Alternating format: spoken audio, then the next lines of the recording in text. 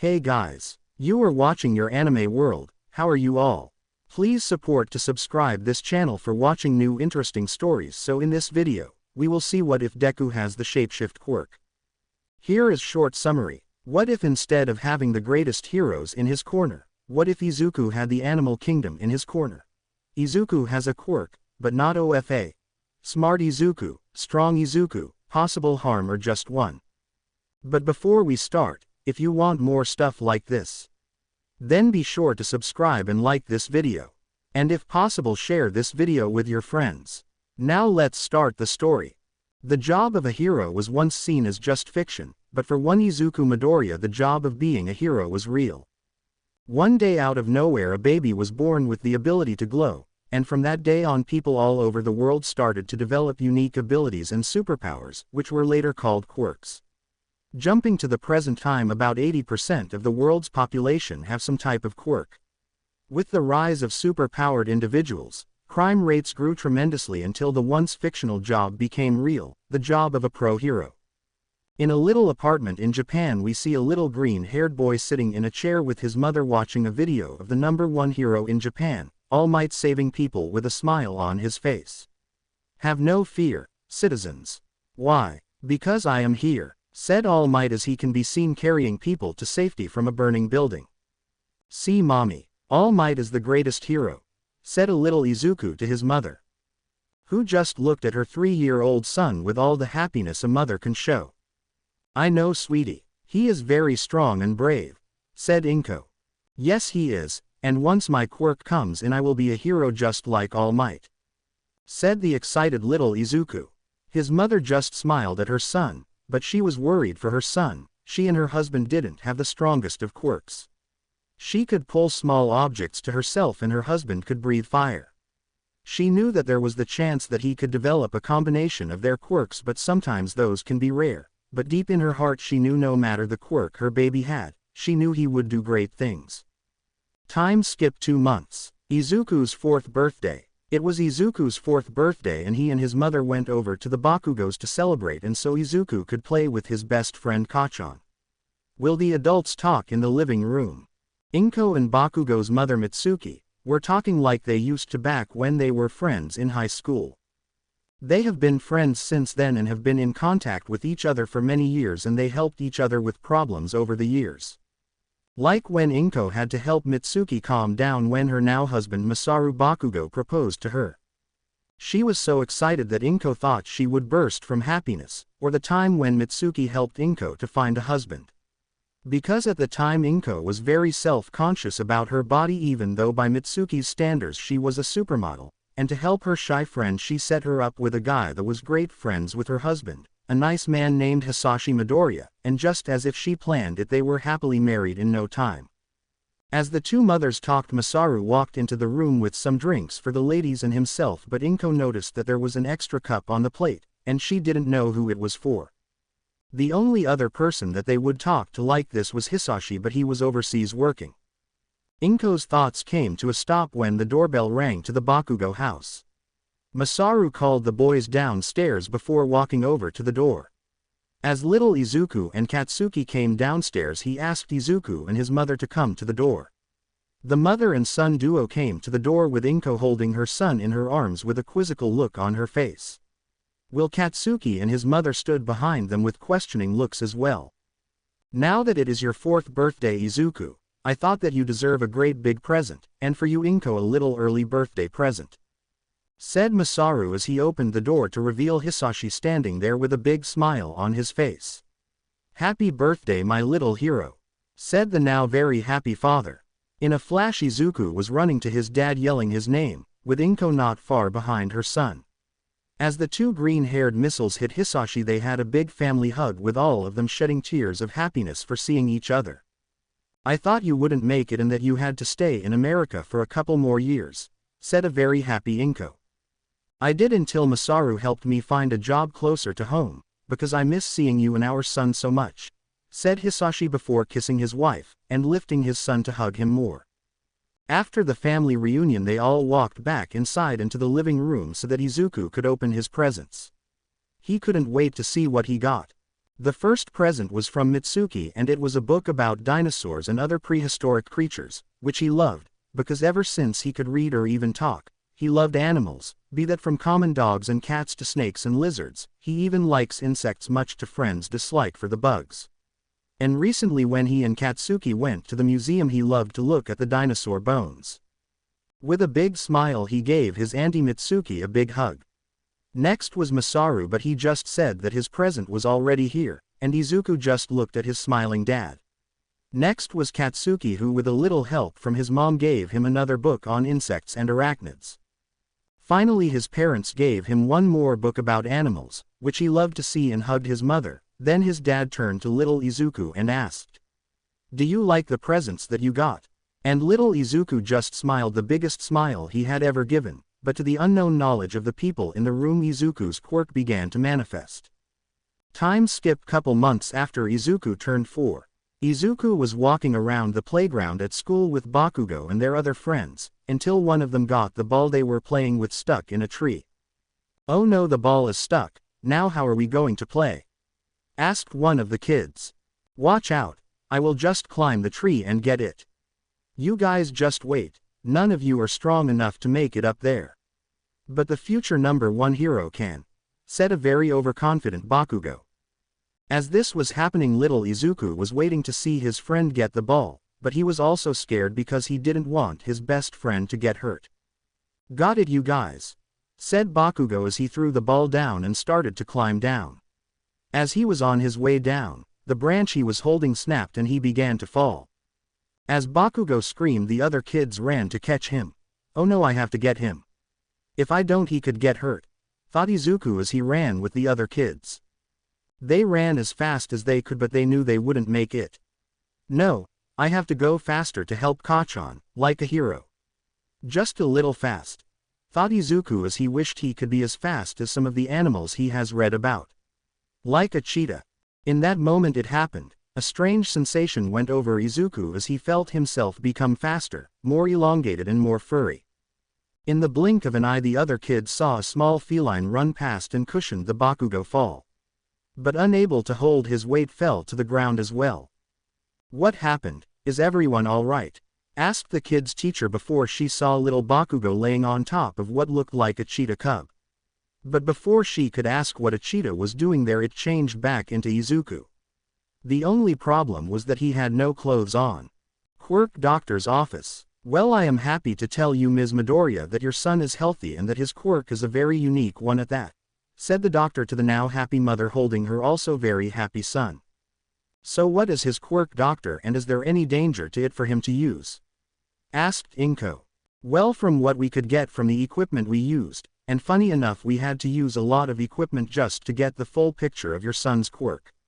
By normal standards your son is human, but when we looked at his DNA we saw that it had special little proteins on it that could change and rearrange your son's DNA to that of other creatures in the animal kingdom," said the doctor reading off the papers in his hand. "So what does that mean he can do?" asked Inko. "Well, in normal terms your son can turn into not just other animals but insects as well, and there is the possibility that he can do more. We just can tell with the info we have now. The best bet is to let him practice," said the doctor with a happy smile to the boy. Said boy was about to explode with happiness at hearing about his quirk. "You hear that, mommy? I can be a hero now," said little Izuku a little louder than needed. Inko was about to ask the doctor if he could be a hero with this quirk, but the doctor beat her to the punch. "Yes, you can, little one. You have a unique aspect to your quirk that can make you a hero," said the doctor to Izuku. "What do you mean, doctor, by, he has a unique aspect to his quirk?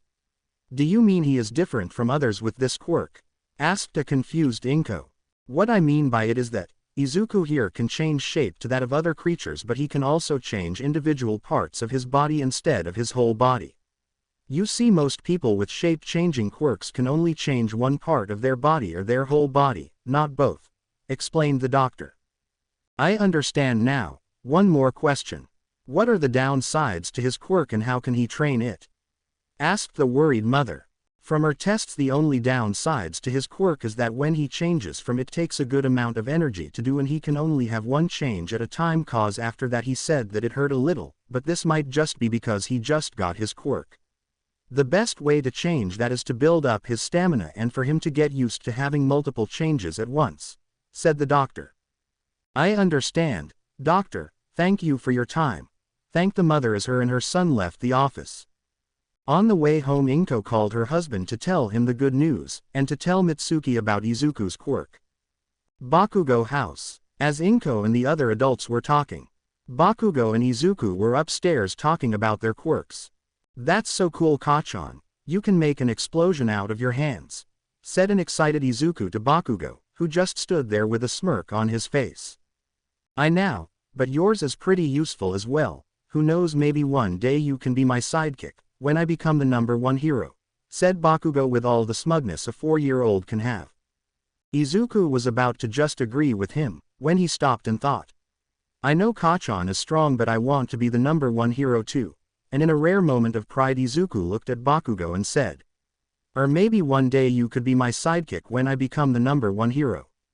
With that, Bakugo just looked at Izuku with a weird look before it turned to anger, but then changed one more time to pride. So you want to be the #1 hero too? Well then we will just have to see who can get there first, said Bakugo as he reached his hand out to Izuku. Then let the best hero win, said Izuku as he grabbed Bakugo's hand. From that moment on, the two friends would push themselves to see who could become the #1 hero. Okay class, it is that time of the year where you have to start thinking about your future and what you want to do. So I have these career sheets for you to fill out, said the teacher before throwing the papers in the air, but I know you all want to be heroes, exclaimed the teacher as the class exploded with the students showing off their quirks. As each student was showing their quirks, there were two in the back who didn't join them, and one of them was at his limit with the noise. Will all you extras just shut up already, said an angry Bakugo, as everyone went quiet. Besides, none of you can get into the hero course with your weak-ass quirks, said Bakugo with pride. Yes, if I am correct, you want to go to UA High, right? Said the teacher with a small smile, knowing that his two best students want to be heroes. Yes, that's right, only the best can get into UA, which is why only me and Deku will get in, Bakugo said as everyone looked at him and the mentioned Izuku with awe. Izuku, a nice young man with short green hair and a rather well-kept body, stood up and put a hand on Bakugo, who he liked to call brother, to calm him down. Kachan, you can tone it down a little. I think they get the idea that we want to be heroes. There is no need to put people down like that, said Izuku, as Bakugo just huffed and sat down, whispering something under his breath about thunder stealing. As class ended and the duo left the class, Izuku was thinking about how things had gone since he got his quirk. How a Bakugo would train and practice with their quirks to get stronger, seeing each other as rivals and eventually brothers in everything but blood. They were always together, though Bakugo would still act like a delinquent. Izuku was always the nice one who would stand up for others. This is just one of the benefits of his father coming back, because when he got back he had got a house that was just across the street from the Bakugos, so that he and Masaru could work with each other easier and so that their wives could have more time together. As the years went on, the boys would train and get stronger and improve their quirks. With Izuku loving quirks and being able to analyze them so easily, it helped Bakugo learn more about his quirk, and Bakugo helped Izuku with his quirk by giving him ideas on how he could use his quirk, which surprised Izuku because he didn't think Bakugo would know so much about animals, but then realized he was just talking about apex predators and scary animals. When it came to the boys' quirks, they probably had some of the best knowledge and control on their quirks compared to others of their age. Bakugo at his age could blast an explosion with the same power as a missile and had some ideas on some super moves, but he wouldn't tell Izuku about them. Izuku, on the other hand, probably had the most variety in his quirk, which Bakugo wouldn't let him forget or let his self-doubt get to. He learned that he could change into almost any creature that had existed in history, from an FLE to a giraffe, and even a T-Rex, which he made the mistake of changing into when he was talking to his parents about dinosaurs. He also learned that he could change more than just one part of his body instead of his whole body. At the moment he could have 3 different changes at once without any trouble, but anymore and he starts to feel exhausted. He learned this when he was racing Bakugo in the forest when them and their family went on a camping trip. Izuku had changed parts of his body to help him win the race. He had changed his legs into that of a grasshopper to increase his jump strength, his hands into that of an ape so that he could grab and swing from trees easier, and grew a tail to help with balance. As he and Bakugo were getting to the end of the race, Izuku wanted to go a little faster, so he tried to increase the muscles in his legs to that of the huntsman spider with grasshopper legs, but as soon as he did, he felt a pain in his body and became very tired to the point of almost passing out. From then on he has tried to slowly increase the amount of changes he can have. But another thing happened to his body. From changing so much, he had some permanent changes to his body that he couldn't change or turn off. Since he would change to make himself into a better human, some characteristics stayed. One being that he had a small healing factor from using the regeneration of a starfish and increasing the cell growth in his body from other creatures with healing factors. When not changed or using other creatures' regeneration, he heals faster than a normal human, so a small cut would be fully healed in minutes. Another change was his body. It was taller than normal, standing at a height of 6 feet 1 inch, and his strength was a bit better, being able to lift the same weight as the world's strongest men before quirks come about, all while not using his quirk. And finally, his senses were a lot better than a normal person's. "Ha, Deku, I am talking to you," yelled Bakugo to Izuku. "Oh, sorry, lost in thought. What were we talking about, Kachan?" asked Izuku with a hand behind his head. "We were talking about how the UA exams are coming up and how we are going to get ready for them," said Bakugo with his arms crossed. "That's right. So do you still want to train alone so that we can truly see who is the best, or train together like always?" asked Izuku. "I want to train alone. Can't let you know all my secrets, can I?" said Bakugo. "I understand. Well, you can head home without me. I still need to get some stuff from the store," said Izuku as he walked off. 2 hours later, Izuku was walking back home, going a back way to avoid the crowds of people and noise that annoyed him because of his hearing. He also enjoyed the back ways because he could get places faster. As he was walking, he heard the sounds of screaming, and someone calling for help, and as soon as he heard it, he ran. He arrived at a scene with people all around. There were multiple heroes around, and he was trying to get a view on the scene but couldn't until he grew a little protrusion on his hands and feet, which now had no shoes on, that allowed him to climb the building like Spider-Man. When he reached a balcony, he looked down and saw a sludge-like creature fighting off the heroes, but to him it looked weird, like it was being pushed apart, until he saw a hand come out. When Izuku knew it had a hostage, he looked and saw it was a girl about his age, and from the looks of it she couldn't breathe. She was trying her best to get the villain off her, but to no success. That's when she looked up and saw him standing there, and with just one look he lost it. Izuku's animal instincts mixed with his heroic heart caused him to move. He was going to save that girl if it was the last thing he would do. So with a mighty jump he leapt off the balcony toward the villain. The villain and the heroes were not ready when out of nowhere a green-haired teen jumped in and threw his backpack at the villain, hitting him in the eyes. As Izuku landed, the heroes behind him told him to come back and to get away from the villain, but he tuned them out. Charging at the villain, Izuku grabbed the girl's hand and pulled with all his might. He pulled her out a little, but the villain wasn't giving up. After he recovered from the backpack, the villain started to attack Izuku with whip-like tendrils from his body. The girl saw this and closed her eyes, not wanting to see someone get hurt. But to her surprise, she heard the boy start laughing. She opened her eyes to see the boy's shirt ripped where he was hit, but instead of seeing skin she saw armor. Izuku, before he got hit, changed the skin on his torso to that of a pangolin plate to protect himself. As the villain kept hitting Izuku, he was slowly getting the girl out of the villain's grasp, to the point she could breathe again. Before the villain could stop him, Izuku grew more arms on his body and grabbed the girl and pulled her out. Once Izuku pulled the girl out, the force of pulling and a sudden end to a tug of war, he and the girl were sent flying back, with Izuku holding the girl to him as his still armored body to the brunt of the damage. They came to a stop and Izuku put the girl down and asked if she was okay. "Are you okay, miss? Does anything hurt?" asked a worried Izuku to the girl. "No, I am okay. But watch out," the girl said as she pointed to the villain. Izuku turned around to see the villain staring at him with murder in his eyes.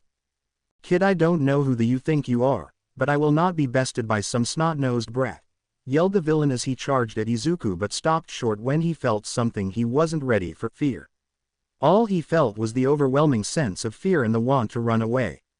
When he looked at Izuku, he was scared. Izuku, as soon as the villain charged at him, let out a lot of killing intent from his body, using a mix of pheromones from different animals to give the impression of an apex predator standing in front of someone. Because to all animals and even humans we all have a sense of danger that tells us when to run and hide, and Izuku was using that fact to his advantage. As he did this, Izuku got in a stance to protect the girl, which to the bystanders and heroes Izuku looked like a demonic asura from Hindu mythology, with 6 arms and armor chest and unknown to Izuku dark crimson red eyes, ready to fight the villain with all his might. The villain pushed his fear away and began to charge again, bashing right into Izuku, who had pushed the girl out of the way so she did not get hurt, and began to fight the villain. He used his arms to push the villain off him and to grab at the villain's only weak spot, his eyes. Until he realized that he was getting tired. "Oh no, I forgot that I had trained hard last night and was still tired. At this rate, if I don't end this soon, I will be no better than the girl was just minutes ago. I need to think," thought Izuku as he continued to fight. "Think, what can I do to this villain? Physical attacks don't do anything. It is like fighting a big blob of slime, and it doesn't help that he is all like a mass of liquid muscles. That's it, he is like a liquid and liquids were conductive," thought Izuku as he was about to put his plan into action. To the surprise of everyone watching, Izuku pushed himself deeper into the villain, with the girl scared that the boy would die because of her. Until the villain stopped moving and steamed. They looked at the villain with confusion until they started to see electricity coming from the villain. Once all this happened, the villain fell off Izuku, who now looked more human, but his skin was a dark green with electricity coming from him. Good thing electric eels are resistant to their electrical current, or that would have been a bad idea. Though Izuku, as he walked to the girl to check if she was still okay. Once the heroes saw that the villain was down, they moved in and with some time collected the villain and put him away. Death Arms walked over to Izuku, who was getting treated by a medic. "Is the kid okay, doc?" asked Death Arms to the medic. "Yep, just some scrapes that have already healed and are a little exhausted. Some sleep and he should be okay," responded the medic. "Okay, go. Is it okay if I talk to the kid for a sec?"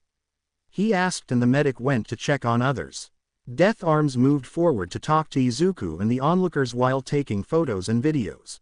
"Kid, you know what you did was extremely dangerous and you could have gotten seriously hurt or even killed, not to mention the illegal quirk usage," Death Arms told the boy, who just looked sad.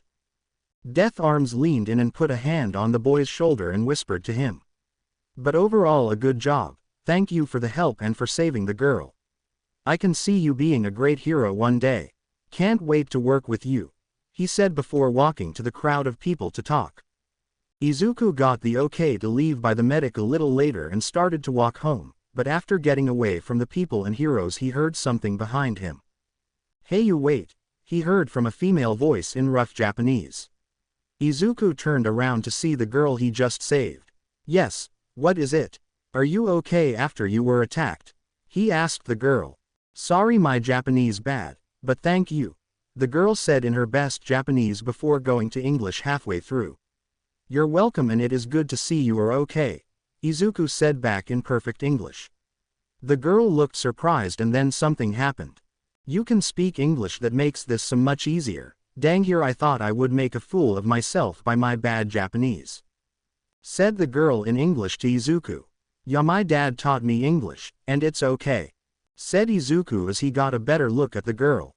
Pony was a short girl with a round face and a short equine muzzle, framed by thick, wavy blonde hair that reached halfway down her back, some shorter bangs hanging down her forehead. Her eyes are large and round, Prussian blue, and she has a pair of tall, lyre-shaped pale tan horns on her head. Her calves are notably rounded, shaped similarly to those of a horse, and she has brown hooves for feet and a short horse tail poking out from the end of her tailbone. "Oh, where are my manners? My name is Pony Tsunotori, but please call me Pony. Nice to meet you, and once again thank you for saving me," said the now introduced Pony. Izuku just smiled. "You don't have to thank me. I was just doing the right thing," he said, with his smile growing wider from the thought of acting like a hero. "But you were awesome out there. You had like 6 arms and armor for skin, but then you electrocuted that villain. Wait, now that I think about it, what is your quirk?" if you don't mind me asking? Asked Pony. It's okay. My quirk is called Animal Kingdom. It can be a little confusing, but in short, I have the power of all the animals to have ever walked this earth. Exploded Izuku with a big smile, being able to talk about his quirk with someone unknown to Izuku, but when he told Pony about his quirk, the girl got excited, because she loved animals and right in front of her was a walking talking animal encyclopedia.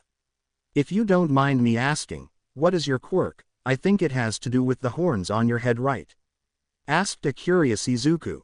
Yes, you're right. My quirk is called Horn Cannon and it lets me launch and control my horns at will. I can only control 4 at a time, but it is something, said Pony, not thinking her quirk was as cool as Izuku's. That's so cool. You could fight people on multiple different fronts, or use them to carry things. How much can they carry? Can you fly with them? Can you shoot more than 4, or is that the limit right now? Are your legs a mutation as well? Izuku started to mutter like a freak before he was cut off by the sound of laughter. Ha ha ha ha ha. Sorry, I don't mean to laugh. It is just, I have never seen someone so interested in quirks before. I think it's a little cute, said Pony, still laughing. Izuku blushed like a tomato from being caught muttering again and for having a rather cute girl call him cute. Sorry, whenever someone talks about quirks or animals I go off on a muttering spree and I don't stop until I am done or someone stops me, he said while rubbing the back of his head. It's okay, but now with a quirk like yours, are you trying to be a hero? Asked Pony. Yes, I am. I am trying to get into UA High. What about you? What brings you to Japan? He asked Pony. Yep. I want to be a hero, so I thought coming to one of the best hero schools in the world would make that dream a reality, said Pony with a smile. Nice. I think you would make a great hero with your quirk and your personality, but you might want to work on your Japanese, said Izuku as he laughed a little at the look on Pony's face. I know. I have tried to learn, but it is hard to learn a new language alone, she said. Would you like me to help you? I can help you learn Japanese if you want. Izuku offered. Yes please, that would be a big help, thank you. Sorry, I don't think I got your name. She asked. Izuku Midoriya, nice to meet you. After that they shared numbers with each other and they both walked each other home, or more like Izuku walked Pony to her apartment that she was using when she was going to school in Japan. Once he dropped Pony off, he started walking back home only to stop and feel his phone vibrating in his pocket. When he pulled it out, he saw that he had 40 missed calls and 10 unread messages. Mostly from his mother and father with some from his aunt and uncle, but all the messages were from Bakugo. Well, I am dead when I get back. If not by mom and dad, then Kachan will blow my ass up, Izuku thought as he went into an alley and started to run back home, climbing and jumping from building to get home faster. Few minutes later, Midoriya household. Hey mom, I am Ho. Izuku was cut off when his very overprotective mother tackled and almost hugged him to death. When did mom get a super strength quirk? Was all Izuku could think with his air being cut off by his mother. Inko, if you don't stop you might kill the boy before you can see if he is okay. Izuku heard his aunt Mitsuki talk to his mother before she let go of him, letting him breathe. Izuku, are you okay? Does anything hurt? Why did you fight that villain? I was so scared. His mother asked questions left and right, then started to mutter herself, crying motherly tears. So that's who I get that from. Izuku now knew why he mutters. Mom, I'm okay, see, no damage, no permanent injury, I'm safe. Izuku said to calm his mother. Ya cause any injury you had healed before you got here, and it's not like that weak-ass villain could break your armor plates so easily. Hell, my explosions have trouble with them sometimes, said Bakugo, now coming out of the house to see him with his father and Izuku's father as well. But what happened to your shirt and pants, and where are your shoes? Asked Inko, who was now a lot calmer. It was at this moment that Izuku realized that he had no shirt or shoes on and his long pants were now more like shorts. Don't you remember, Inko? Your son saved that cute girl from that villain by using his quirk. Good job by the way, brat too, said Mitsuki as she smiled at Izuku. Speaking of that, she was a pretty cute girl, and it did take you a while to get back home after the attack. So what were you up to then? Asked Izuku's father with a sly smile and a raised eyebrow. Izuku though was in his own little world thinking to himself. talked and walked with Pony all the way back to her place barely clothed. What does she think now? Oh God, must have looked like an idiot. So her name is Pony and you walked her home. Yep, that's my kid, said Hisashi with a pride-filled smile at his son. Izuku didn't realize that he had said all of that out loud. Now he has a pride-filled father, a happy uncle, a smirking aunt, a happy mother, and a brother with a shit-eating grin on his face giving Izuku a thumbs up. Couple months later, after Izuku finished explaining himself to his family, he threw himself back into his training. He also started hanging out with Pony to help her learn Japanese and to help her with her quirk, but most of the time they just had fun with each other. On one of the few days that Izuku and Bakugo trained together, Izuku saw a really big problem. Hey Deku, you can't fight to save your life. I mean, most of your attacks are just basic things. So you need to learn how to fight, Bakugo said. Now that Izuku thought about it, his brother wasn't wrong. Most of the time when he fights he just goes off instant and basic attacks he knows. But if that's all he does, then he would not do well in a lot of fights, especially if he fights someone with actual training. You make a good point. Why don't I come train at your dojo? Asked Izuku. No, my dojo and the fighting style they teach is not one that would suit you. My dojo is more rigid and static in their fighting. You need something that moves and is okay for the added limbs of yours, Bakugo replied. Well, I can look and see if I can find one around. But in other news, how has your training been going? I can see that you have gotten better with your quirk, Izuku asked to switch the conversation. Yeah, soon not even you will be able to stand my explosion, Bakugo said with pride. The two brothers continued to spar with each other until it was time for dinner. Next day. Okay, if I am right, the dojo should be around here somewhere. Izuku was looking for a dojo he found online. It wasn't the best dojo, but I did have something he was interested in. It mainly focused on training those with mutation quirks that change the body. Well, Izuku's quirk is not a mutation, it does still change his body. After a little bit more looking, Izuku finally found the place. Okay, finally, this place was a lot more difficult to find than I thought, Izuku said aloud to himself before walking in.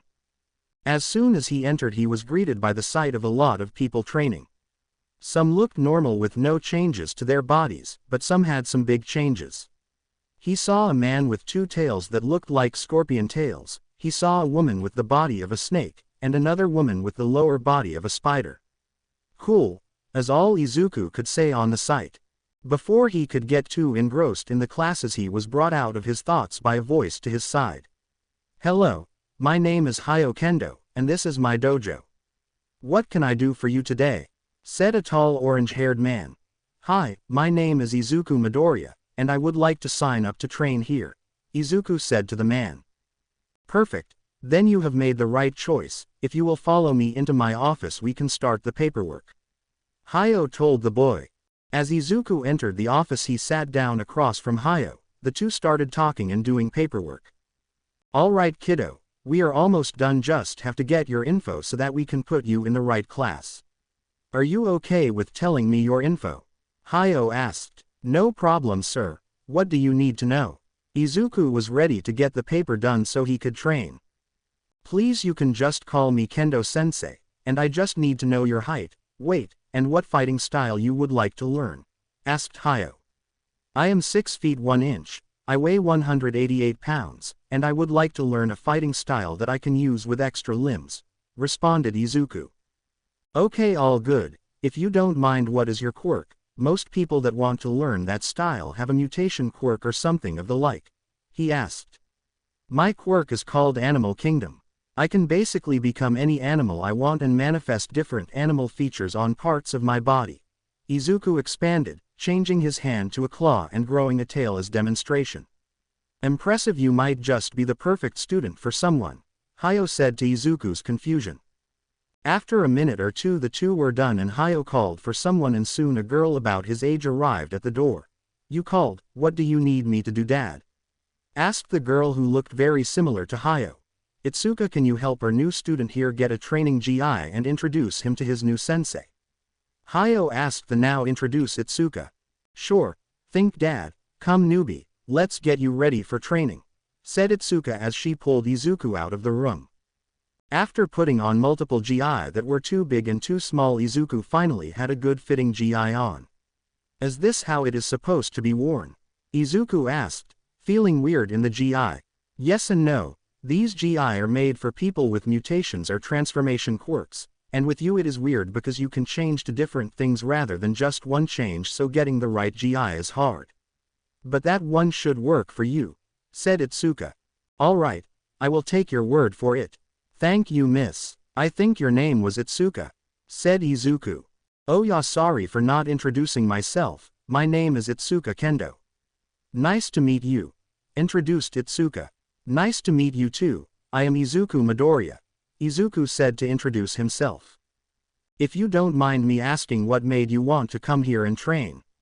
Asked Itsuka. No problem at all. I came here to train because I need real fighting skills to help me when I become a hero, Izuku said, smiling. Oh, you want to be a hero too? Exclaimed Itsuka, thinking that she might have found a future classmate. Wait, you want to be a hero too? Izuku asked. Yep, I am taking the entrance exam for UA here in the next couple months. What about you? Asked Itsuka. Same, I am going to try for UA as well. As the two kept talking, they learned a lot about the other, one being that Itsuka was trying to master all 3 fighting styles taught at her family's dojo. She already masters her mother's Taekwondo and her father's Muay Thai. Now she is learning the last one taught by a family friend, the same friend who she is taking Izuku to see. As they two walked over to the training area, Izuku saw a woman sitting in the center of the room. She had long navy blue hair, a well-maintained body, not too muscular but still enough to show the time she has put into her craft, and she was also extremely pretty in Izuku's eyes, but then again, every girl to Izuku is pretty. As he removed those thoughts from his head, the woman began to move. So you are the new student I have been told about, Izuku Midoriya, if I am correct? Said the woman, looking at Izuku. Yes, I am. Nice to meet you, said Izuku, giving a small bow. Fight me, is all Izuku heard from the woman. Izuku just looked at the woman with confusion on his face. Did you hear me? I said fight me. From there I will see if you are worth training or not, she said, with Itsuka stepping to the side to give them space. Izuku steeled himself and got into a basic stance, but the GI made it weird. But before he could even move from the stance, he was stopped. You are forcing your stance. Get into a stance that comes naturally to you, and if the GI is giving you trouble, make it to where it doesn't, said the woman to Izuku. A stance that comes natural and change the GI, Izuku thought to himself before he let his instincts take over. Ripping the sleeves and the lower part of the GI pants off, while also undoing the belt a little to loosen it up, and finally making a hole in the back by forcing a monkey tail to grow from his tailbone. With his instincts in control, Izuku manifested more than just the tail. His nails sharpened, his teeth became as sharp as razors, and his eyes turned that same crimson red as they did when he was fighting the sludge villain. The woman just smiled as she got ready to fight Izuku and test his potential. Izuku dropped to all fours, lunging at the woman, swinging his claws at her. All she did was sidestep the attack, only to have to duck a sec after from the scorpion-like tail aiming at her stomach. As she ducked, she palm-striked Izuku in the back, knocking him on his face. Izuku got back up, changing his body again to look like it did when he fought the sludge villain, with 6 arms and an armored layer of pangolin plates on him going from his feet to his neck. He engaged with the woman, trying to overwhelm her with attacks, but she dodged them with ease and countered him with simple attacks. Until Izuku got a hold of her leg with a tentacle from his back, pulling her in and throwing her off balance. Using this chance, Izuku threw a flurry of blows at the woman, who still smiled at him, but Izuku saw something in her eyes. And the minute he saw it, he was sent flying into a wall, with the woman just standing there with a reptilian-like tail coming from her tailbone. That's enough, I have seen all I need to see, the woman said, turning away from Izuku as he pulled himself from the wall, deactivating his quirk. Well, there goes my chance of training here. Maybe I can find a different gym that can help. Izuku's thoughts were interrupted by a light blue belt hitting him in the face. Congratulations, you have passed my test with flying colors, said the woman with a big smile on her face. Wait, what? Is all Izuku could say with his mouth agape. No way. How did you get that belt? Itsuka screamed at Izuku, pointing at the belt. What is there something special about it? Izuku asked. Special? That belt symbolizes that you are her personal disciple. No one has gotten that belt ever since she got here, explained Itsuka with a gobsmacked look. Izuku just looked at the belt with his eyes wide. Yes, she is right. From now on you are my direct disciple and the sole inheritor of my true fighting style. Yin Ga, also known as animal style. So from now on you will learn from me how to fight and master yourself, all one-on-one. For only my true disciple can learn this style, exclaimed the woman with pride at her new student. Wait, so you will train me and I am your direct and only disciple? That's awesome. Thank you so much, sensei. I promise to give it my all and to make you proud, Izuku exclaimed with a big smile on his face at his new sensei. Good, then from this day forward, call me Tiamat sensei, said Tiamat to her new student. Wait, Tiamat sensei, how did he pass the test? Many have tried and all failed, even I failed. So how did he pass? Questioned Itsuka to Tiamat. My test is not to see if one can beat me, it is to see if they can use the style and the sub-forms of it and to see if they can go past what I can teach. Izuku did this by showing that he is not locked to one set stance or style and by making me use my quirk, which no one has done since I started teaching, explained Tiamat as Itsuka just stood there stunned. Ah, Kendo, I am sorry if I offended you. I know you wanted to learn and master all the styles, but... Izuku was cut off by Itsuka turning around with a giant smile on her face. Offended? No way. Finally I have someone that can give me a challenge and you get to learn the greatest style in the world. From now on you and I are rivals and best friends going forward, Itsuka said with fire in her eyes. Izuku just smiled nervously and nodded his head agreeing with Itsuka, before he turned to look at his teacher. Tiamat sensei, sorry to ask, but you said I made you use your quirk. What is your quirk, if you don't mind telling me? Izuku asked. Not at all, my student, and I will do better. I will tell you about the style that has been passed down in my family all the way to me. Itsuka, you can stay and listen if you would like to, seeing that you look like you are about to explode from curiosity, said Tiamat as Izuku looked at Itsuka and agreed with Tiamat that the girl was about to explode. Izuku sees stars in her eyes. Now to start, I will tell you about my quirk. It is called Leviathan. In short, I can transform into that of the mighty creature known as Leviathan, said Tiamat, showing her tail to the two teens. Wait, what's a Leviathan? Asked Kendo. Before Tiamat could answer, Izuku had already started talking. A Leviathan is a mythical creature known to be massive sea creatures. They are also called sea dragons as well. Most take the appearance of a massive serpent with fins and a dragon-like head, explained Izuku. Yep, that is exactly right. I can become a massive serpent up to 50 feet long. The only difference is that in that form I also have feet and wings, taking more of the traits of Western Leviathans than Easterns, said Tiamat. Itsuka just nodded her head, trying to imagine what a Leviathan looks like. Now continuing on, about the style. Yin Ga is a fighting style that has been passed from generation to generation in my family, each person adding to it and changing it to make it the best it can be. You see, in my family we all have transformation quirks that give us the appearance of animals and mythological creatures. Each one of us changes the style to fit our own bodies and abilities. But you can use all of them with your ability to change and adapt to different forms.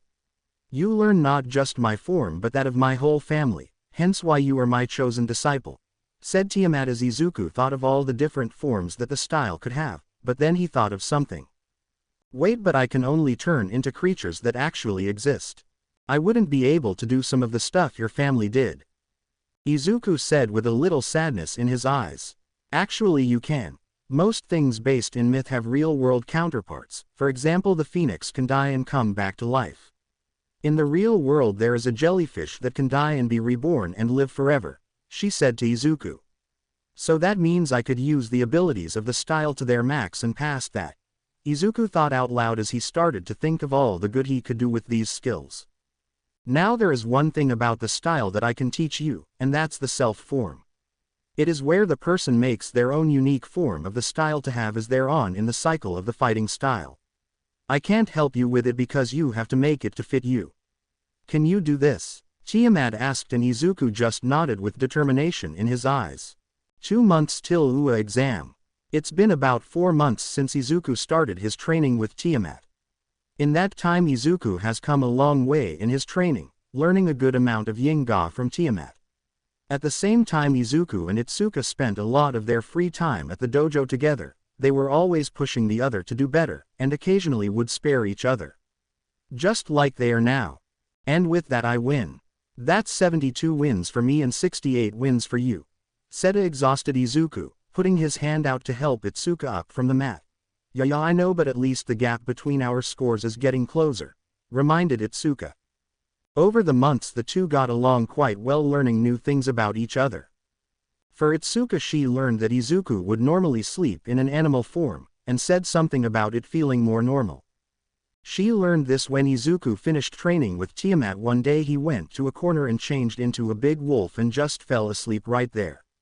Izuku on the other hand learned that Itsuka spent way too much time at the dojo. She didn't do very much outside of the dojo. She had plenty of friends, but she wasn't into overly girly things, and her friends weren't into some of the stuff she likes, but luckily Izuku was an open person to new things. Sometimes he and Itsuka would go out and have some fun. When Tiamat would release Izuku early, they would go to the movies, axe throwing, a motorcycle show, and even the zoo, which was funny to see for Itsuka, seeing Izuku have a staring competition with a lizard and somehow win. Overall they enjoyed the time they spent together. Alright, well, I have to get going, see you soon, Izuku told Itsuka as he walked to leave the dojo. You know where to find me, she replied back. As Izuku walked out of the dojo and started heading back home, his phone started to ring. He pulled his phone out to see who it was. When he looked, he saw it was Pony calling. "Ha, Pony, what's up?" asked Izuku into the phone. "Not much. Ha, are you free today?" asked Pony. "Not today, Mom and Dad want me for something, but I am free all day tomorrow. Does that work?" Izuku responded. "Perfect. Want to meet at the train station around 11?" asked Pony. "Sounds good to me. See you then," Izuku said while ending the call. Wonder what made her want to hang out all of the sudden, Izuku thought. Back at the Midoriya house. "Mom, Dad, I'm home," Izuku said as he walked into the house. "Hi honey, how was training today?" asked his mother. "Pretty good. Tiamat-sensei has been pushing me more each day. It is fun learning to fight. It will most definitely help me when I become a hero," Izuku said as he walked to his mother, who was in the kitchen cooking.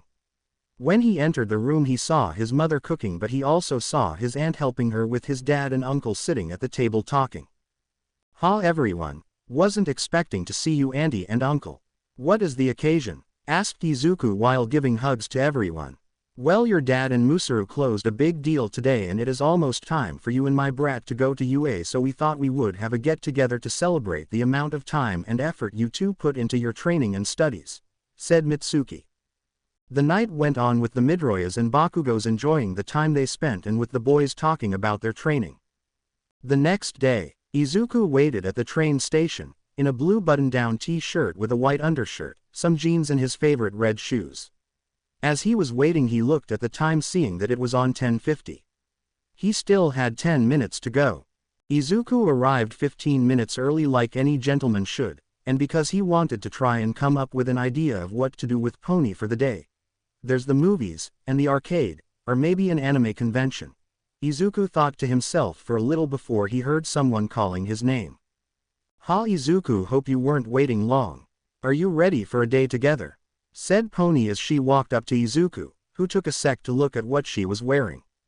Pony was wearing a tan sleeveless crop top, skinny jeans, with a pair of sunglasses on her head. "Don't worry, I just got here a minute ago myself, and yes I am." "So what did you have in mind for today?" Izuku asked to see if she had something planned for them to do. "Well, I was wondering if you would be okay going to a rodeo I found a little outside town," said Pony with a little blush on her cheeks. "Sounds like fun. This will be my first time going to one, but I trust you, and most of the stuff you recommend is good.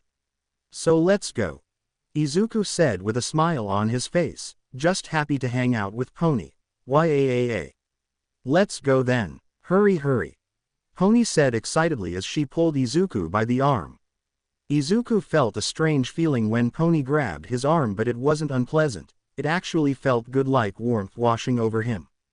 The ride over to the location of the rodeo was only a 30-minute train ride and then a 5-minute walk from there.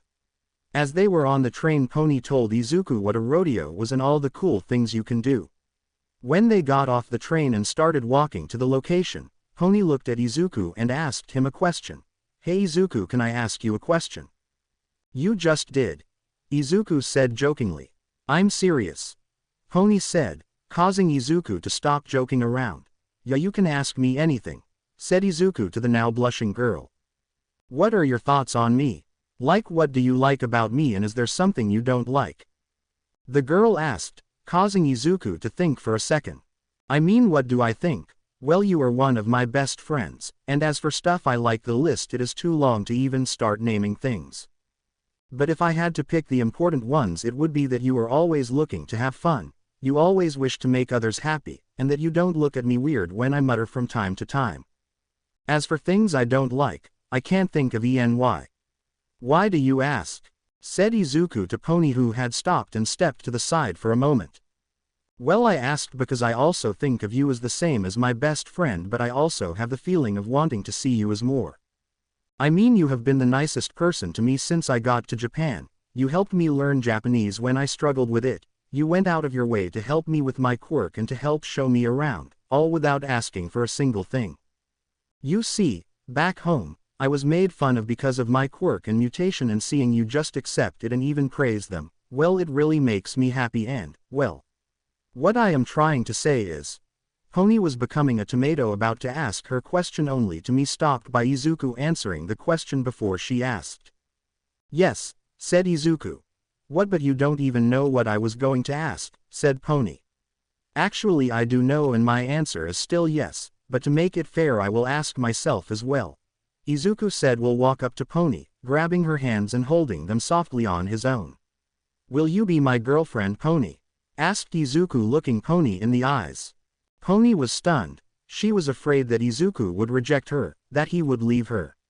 But here he was the person she looked to the most, and just answered her very important question before she asked it, and asked her the same question without hesitation.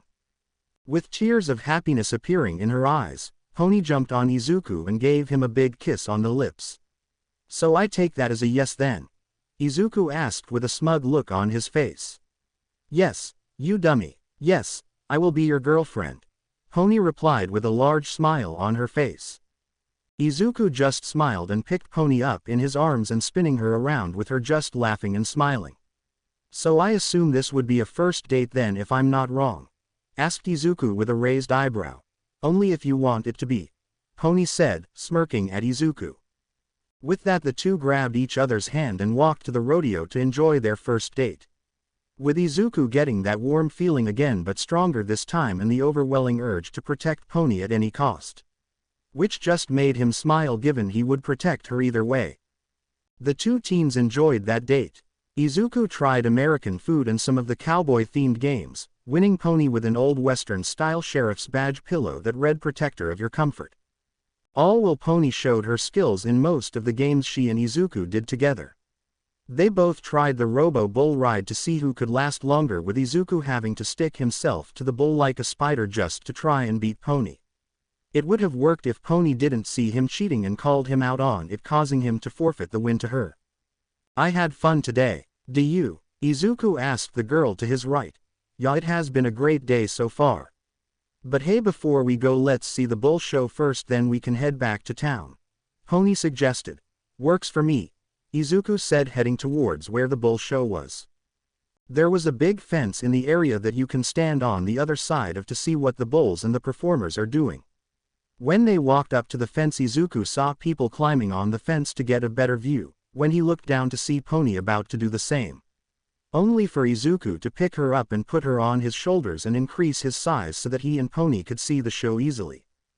The show was composed of people dodging charging bulls, doing acrobatics and last-second evasions, putting on a good show. At one point they had a guy with a strength quirk fight the biggest bull they had. It was interesting to see this beast of a man struggle to hold back the bull, but after a good attempt the guy gave up and they got the bull back in the cage. That was pretty cool to see. Izuku said. I know, and did you see the size of that bull? That guy could lift a ton in one hand and yet he still couldn't stop the bull, Pony said with excitement still on Izuku's shoulders. The two were making their way to the exit when they heard screaming behind them. When they turned around they saw a stampede of people running to them. On instinct Izuku got Pony off his shoulders, held her tight to his chest and grew pangolin plates on his back facing the stampede. People kept running past and over Izuku and Pony with Izuku protecting Pony until the strength Quirk guy shoved Izuku out of the way.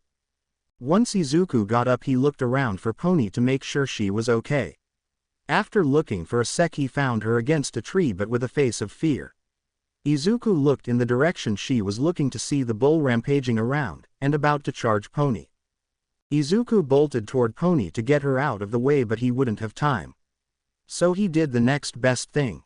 He planted himself firmly to the ground in front of Pony grabbing the bull's horns and increasing his strength to that of the Hercules beetle and stopped the bull in its tracks. All of this happening in less than 5 seconds. All the people that ran turned around to see Izuku locked in a pushing battle with the bull. Both pushing up as they push. Until Izuku heard Pony behind him start to cry and whine. When he turned his head he saw that she was pretty bruised up and it looked like her ankle was twisted or sprained. Seeing this Izuku got pissed and turned back to the bull wanting to relieve some anger. Izuku pulled the bull's head towards himself moving to the side as he set a knee straight to the side of the bull's neck knocking the air out of its throat sending it to the ground. Izuku let go of the horns and made his way to Pony. He saw the relief in her eyes but he also saw the fear when she pointed behind him and he heard the bull charging towards him. With the last of his anger Izuku changed his right arm's muscular into that of the mantis shrimp and kept the Hercules beetle strength, and finally added some ankylosaur plates on his hand like a gauntlet, quickly turned and punched the bull in the jaw, knocking the mighty beast out cold. With the bull out cold Izuku recomposed himself and turned back towards Pony to make sure she was okay. Pony, your leg, are you okay? Izuku asked with worry on his face. Pony on the other hand was dumbfounded at what her boyfriend just did. First he stopped a charging bull dead in its tracks, the same bull that a man with a strength quirk couldn't beat. Then proceeded to knock the bull out in one punch, and he is putting it off like it is nothing, worrying about her small sprain that would heal in a week. Altogether Pony thoughts were cemented in her mind. I have the best boyfriend ever.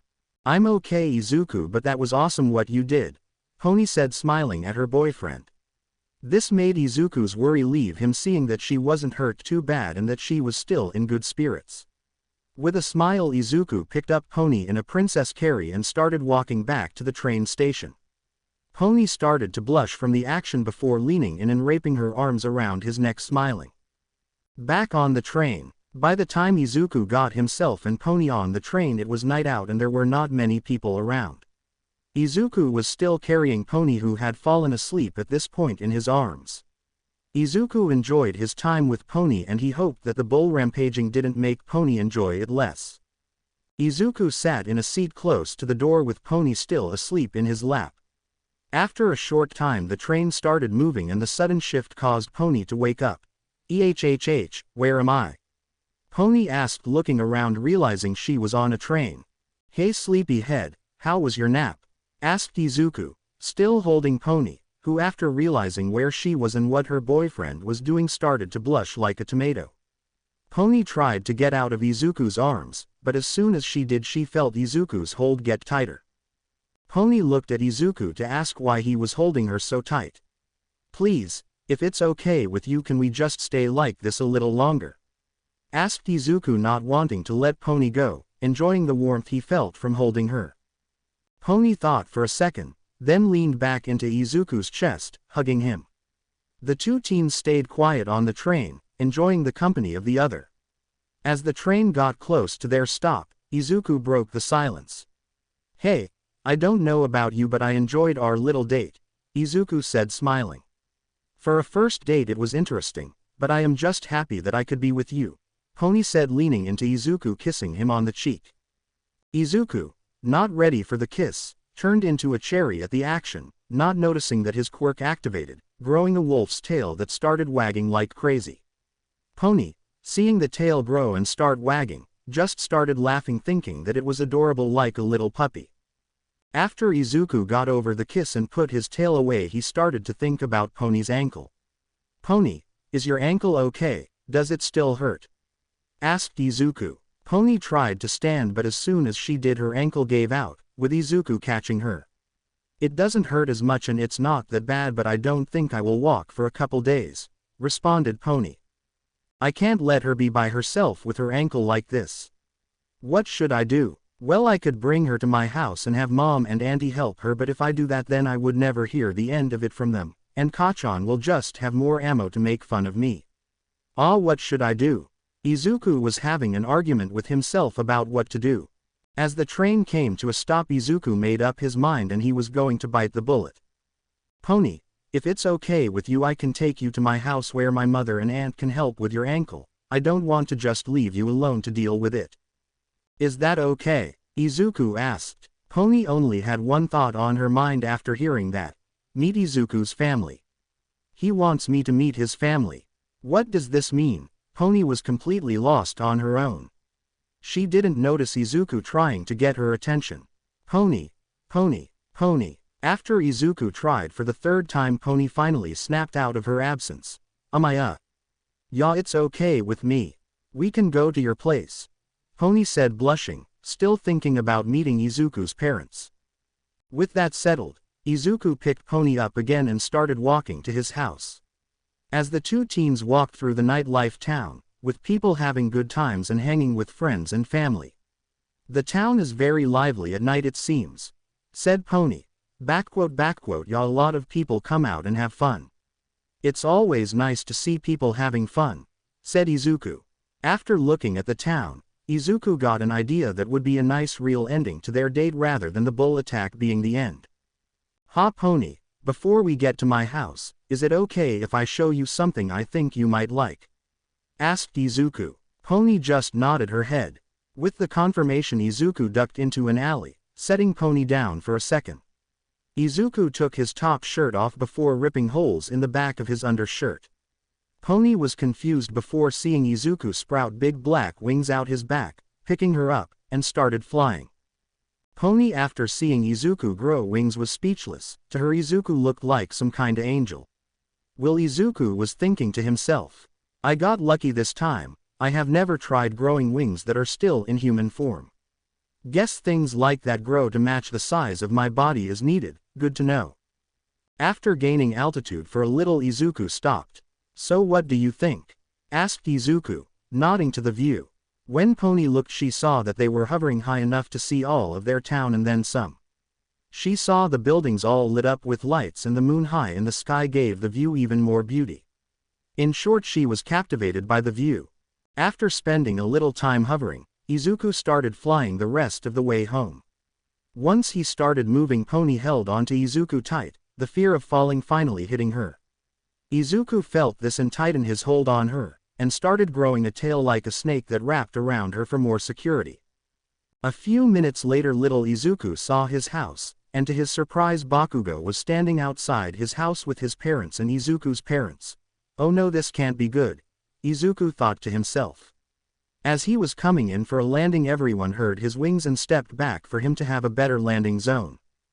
As Izuku landed, everyone saw him holding Pony, who had his overshirt on because the wind was making her cold. Izuku put his tail and wings away and let Pony stand with his help. Everyone. "I'm home," Izuku said with a sheepish smile. Everyone there just looked at Izuku with a mix of confusion, worry, and pride. All except Kachan, who smiled and said, "You got good taste in girls," and gave him a thumbs up. After explaining why he was flying, how he was flying, who the girl was and what happened to her ankle, Izuku was tired, but there was still a thought in his head. "How were you all outside the house like you were waiting for me?" he asked. Kachan walked up to him and showed a video on his phone. The video was of him wrestling the bull and knocking it out. It had thousands of views and people were wondering who the boy was. "I found this while looking on the internet and showed my parent, who in turn showed you're making them worried for you," said Bakugo. Izuku just face-palmed and reassured his parents. His dad walked up to him next and with an aura of pride put his hand on his shoulder and said, My boy, you did great. You were a man protecting a rather pretty girl. You make me so proud," he said. Izuku lowered his head in embarrassment. While Inko and Mitsuki were tending to Pony's ankle. After the guys were done messing with Izuku, and the women were done helping Pony, Inko spoke up. "It is late and the trains have stopped. You are more than welcome to stay the night," asked Inko. Pony started to blush thinking about spending the night at her boyfriend's house for the first time. If it's okay, I wouldn't mind spending the night," said Pony timidly. With that, Inko smiled and went inside to get their spare room ready, while Mitsuki started talking to Pony. "So you're the girl that Brat 2 spends his time with?" Mitsuki stated. Pony was a little confused. "Brat 2, oh, that's just what I call the boys. Izuku is Brat 2 and mine is Brat 1. Mitsuki cleared up, causing Pony to laugh a little at the thought. "So you like Izuku?" Mitsuki asked out of nowhere. Well, I think he is a great guy and he is very caring and," Pony started muttering like Izuku before she stopped. "So who asked who first?" asked Mitsuki, confusing the girl. "What do you mean? Don't act dumb, I know you and Izuku are boyfriend and girlfriend," replied Mitsuki. "How did you know?" asked a surprised Pony. 1. He carried you in his arms very protectively. 2. I can see the lipstick marks on his lips from your lipstick. 3. You haven't let go of his shirt this whole time. 4. As soon as Izuku landed and my brat walked up to him, Izuku's guard went up, only for a second, but it did. Just like animals would do when they feel that the mate is in danger, and seeing Izuku has the whole animal kingdom in his back pocket, it just makes sense. And 5th and finally, you have the same problem as Izuku. When you mutter, you do it out loud, so I heard you say something about staying at your boyfriend's house," Mitsuki said with a smirk on her face. Pony blushed and looked away to hide her embarrassment. Once the room was ready, everyone went back to their homes and got some well-needed sleep. Time skip 1 month till exam. Some time has passed and now both the Bakugos and Midoriyas know that Pony is Izuku's girlfriend, and both families loved her. In the words of Inko, she is a polite, pretty young woman who loves to help, and in the works of Mitsuki, a hell of a catch. Izuku was in his room studying. He was getting ready for the entrance exam and he knew that the exam was both physical and mental and didn't want his mental skills to degrade. So he was going the extra mile, studying well past what he should know just so he had the best chance to get in. Knock, knock. Izuku heard at his door. "Come in." "Ha, Izuku, I know you have been studying hard and me and Mitsuki come up with an idea for you and Katsuki to do after all the hard work you two have put in, and we came up with these." Inko said, "We'll give Izuku tickets." Izuku looked at them and his jaw nearly hit the ground. They were special event tickets to Comic-Con Japan. "Mom, how did you guys find these? It is hard enough getting normal tickets, but to get these it is almost impossible," Izuku said, dumbfounded. "Don't worry about that, they are for you and Katsuki," said Inko, before she was tackled into a hug from her son. "Thank you, Mom," said Izuku, smiling. "Wait, I have to go tell Kachan and thank Auntie," Izuku exclaimed, before running out of the house. After almost breaking the door down to the Bakugo house, Izuku hugged his aunt thanking her, and told Katsuki about the tickets. In which Katsuki froze for a sec before doing the same as Izuku and hugging his mother and aunt. "Izuku, when is the con?" asked Katsuki. "In a week," replied Izuku. "Good, we have time to get costumes for the event," said Katsuki. Izuku looked confused at the statement. "Wait, you want to wear a costume? I know I like wearing them to these things, but you," said Izuku.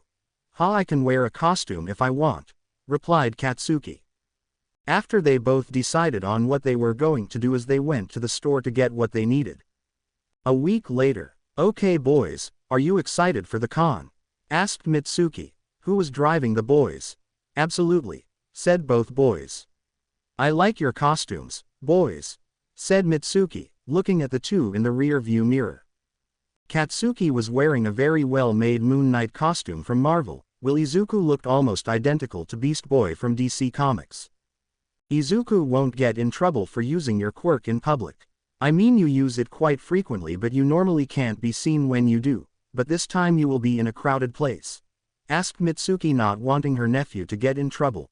Only if you know I am using it. All I am doing is making my height lower, my skin green, and making my ears pointy, said Izuku. You know, if I didn't know any better I would think that you jumped off a comic book page and were the real Beast Boy, said Katsuki. Yeah, and you fit Moon Knight perfectly, replied Izuku. Damn straight, we're both badasses, we love to fight, and enjoy beating the shit out of villains, said Katsuki with an aura of pride. After a short journey, the boys were in front of the con and Mitsuki was wishing them luck and to have fun. Okay Kachan, time to get our nerd on, said Izuku. After you, Nerd King, said Katsuki. The two walked in and saw the greatest collection of comics, hero figures, and people in costumes. This is awesome, said the two. They both went around seeing the old hero comics and figures. The two also had a lot of people come up to them and want pictures. After a couple of hours the two were sitting down eating some food they got.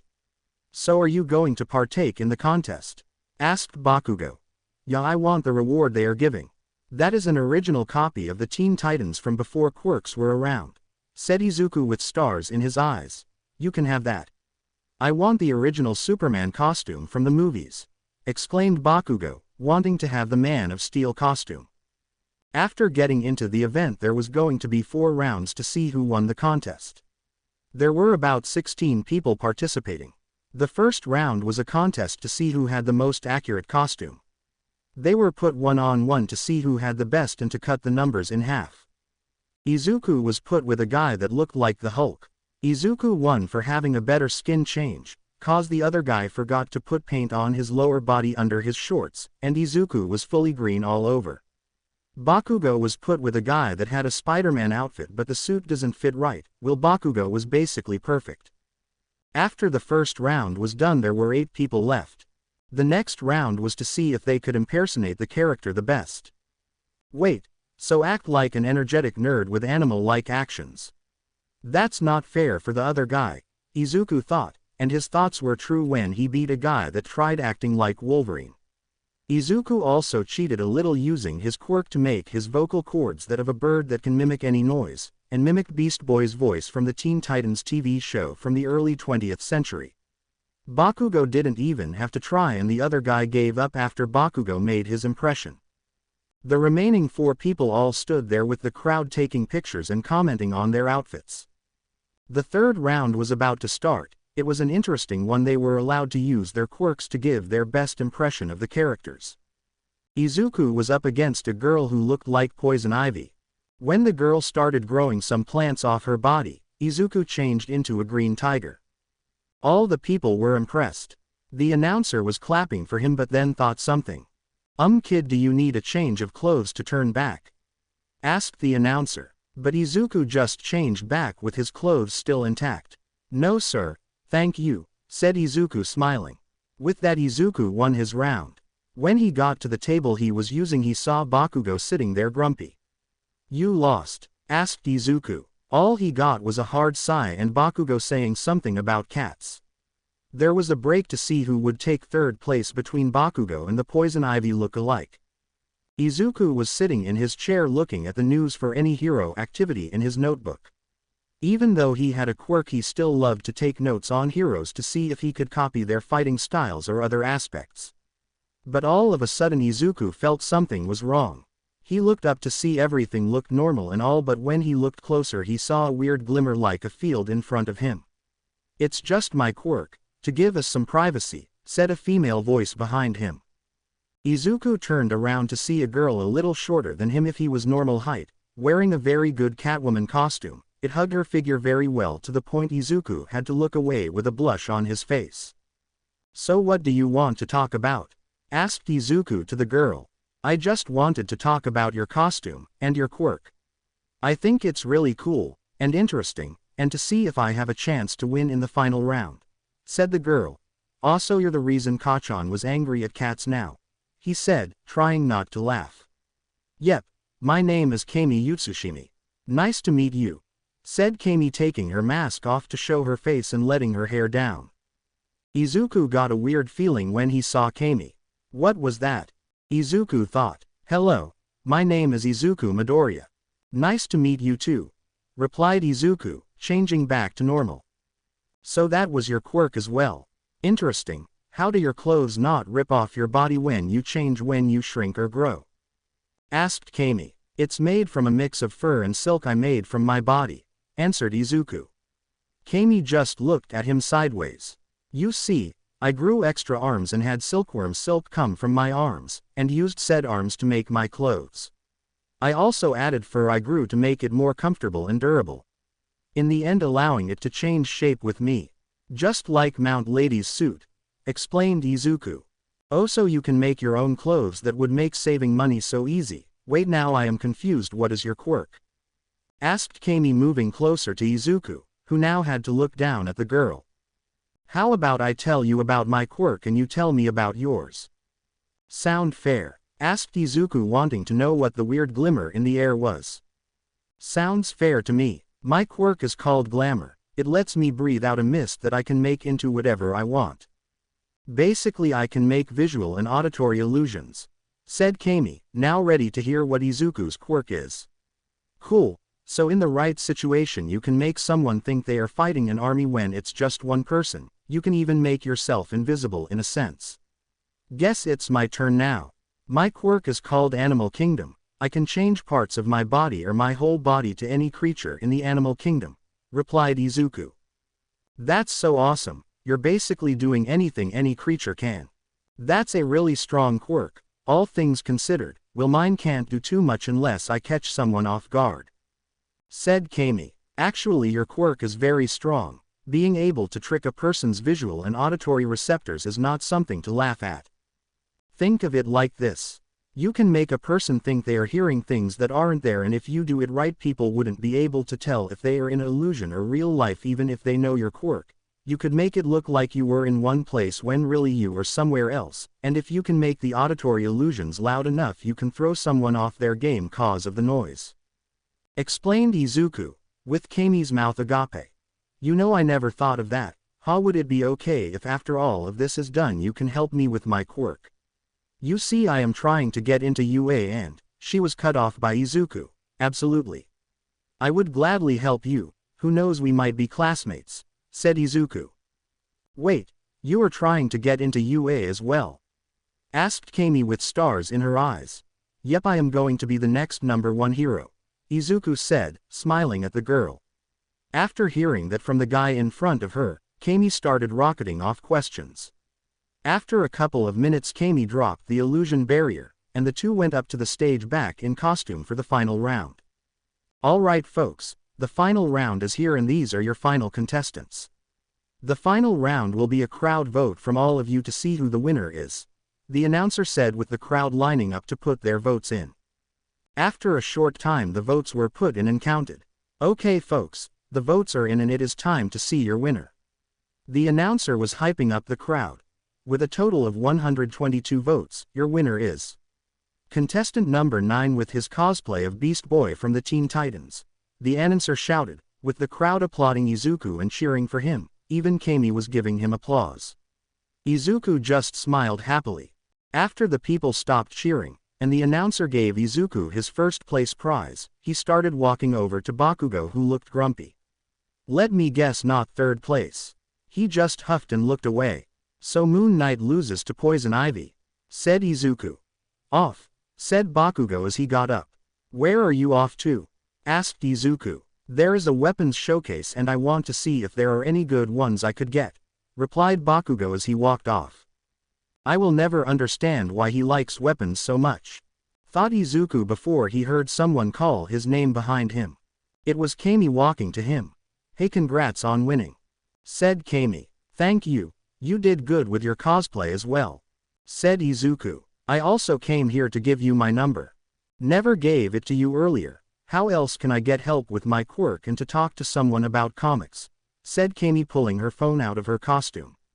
Izuku didn't want to think about how her phone was inside her skin-tight suit. Wait, talk about comics? Asked Izuku, confused. Well, I thought it would be nice to talk to someone who likes comics and enjoys cosplaying. And it does help you be rather attractive, said Kami, thinking that last part to herself. After giving Kami his phone number, Kami asked if he would like to look around together and talk. Izuku agreed and they spent the better part of about 2 hours talking and looking at different stuff. While they were talking, Izuku learned that Kami enjoyed teasing people, and he just so happened to be the target of the teasing. She would comment on how a lot of girls wanted to take a picture with him and how he would look away when some women in rather exposing cosplay would walk past, which isn't saying much for Kami given she is in a skin-tight suit. After they were done looking around, Izuku checked his phone, thinking Kachan would be looking for him, only to find he had a message from Kachan. "Ha got in a little trouble over a weapon I wanted and had to leave. And before you ask, no, I didn't kill anyone. Yes, I got in a fight. Yes, I won the fight, and I got the sword. So don't wait for me. I am on my way back home already. Sorry for leaving you, but you'll be fine. See you back home." Well, that shouldn't surprise me, but I'm surprised it took this long, Izuku thought. "Who's Kachan?" asked Kami, looking over Izuku's shoulder. Izuku turned red so fast Kami thought he would explode, which for Izuku in the situation he was currently in wouldn't surprise most, as Kami was on his back looking over his shoulder, basically giving Izuku a hug from behind. After composing himself, Izuku answered, "He is kinda like my brother. We have been friends so long that we started to see each other as brothers," said Izuku. "Oh, so Kachan is the guy in the Moon Knight cosplay?" asked Kami, to which Izuku nodded. After a little more talking, the two teens decided to leave the convention. They both walked and talked to each other on their way to the train station. Izuku was supposed to have Mitsuki pick him up, but she was a little busy yelling at Katsuki for getting into a fight. But Izuku enjoyed his conversation with Kami, but he still couldn't get the weird feeling out of his head. Part of him wanted to think it was an after effect of Kami's quirk on his inhuman senses, but the other part of him wanted to think it was his quirk trying to tell him something. I would really like to know what this feeling is. So far it only acts up around Kami, Izuku thought. After the two got to the station, they said their farewells and promised to hang and have Izuku help Kami with her quirk, and to talk about comics. Izuku was about to head to his train when he felt a pull on his arm. Before he could stop, he was in a hug with Kami. Izuku was frozen for a sec before Kami let go and went to her train with a smirk on her face. In Izuku's head there was a thought that he didn't like. He learned one thing from it though. That feeling is definitely my quirk, and if I am correct then this could be a problem, Izuku thought to himself, hoping his thoughts were wrong. Back in Izuku's house, Izuku was doing some research on animals and creature behaviors. After getting a bad idea from the hug he had with Kami and the feeling he got, I really hope it is not what I think it is, cause if that is true, then this could cause a problem, thought Izuku to himself. After an hour of looking, Izuku closed his laptop and sighed. Well, after all that, all I got was I am Ed, Izuku thought. After looking on the internet, Izuku found out what that feeling was. Apparently another side effect of his quirk is a mating season, and the feeling he was getting was his body telling him that it was mating season and that Kami would be a good mate. Lucky he had control over himself and the effect wasn't as strong as it is in other animals. So now I have to deal with the mating season, this should be fun, Izuku thought with sarcasm.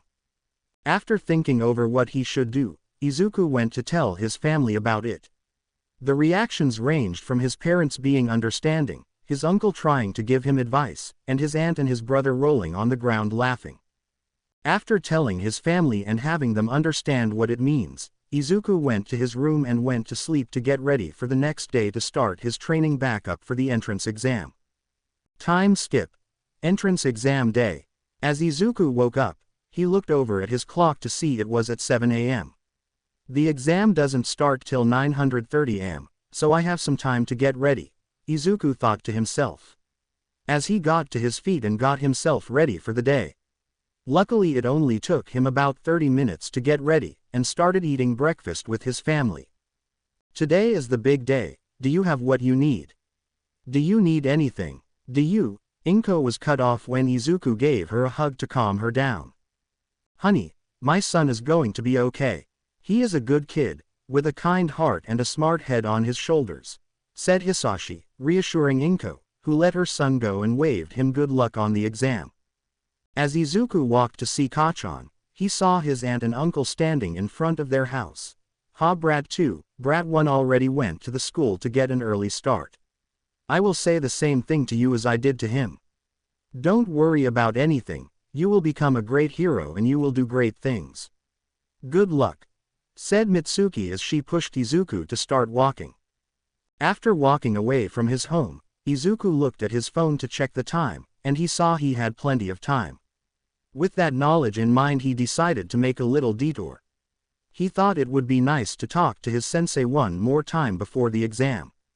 Over time, Izuku started to see his sensei as part of his family, given that his sensei had come over and had dinner once or twice.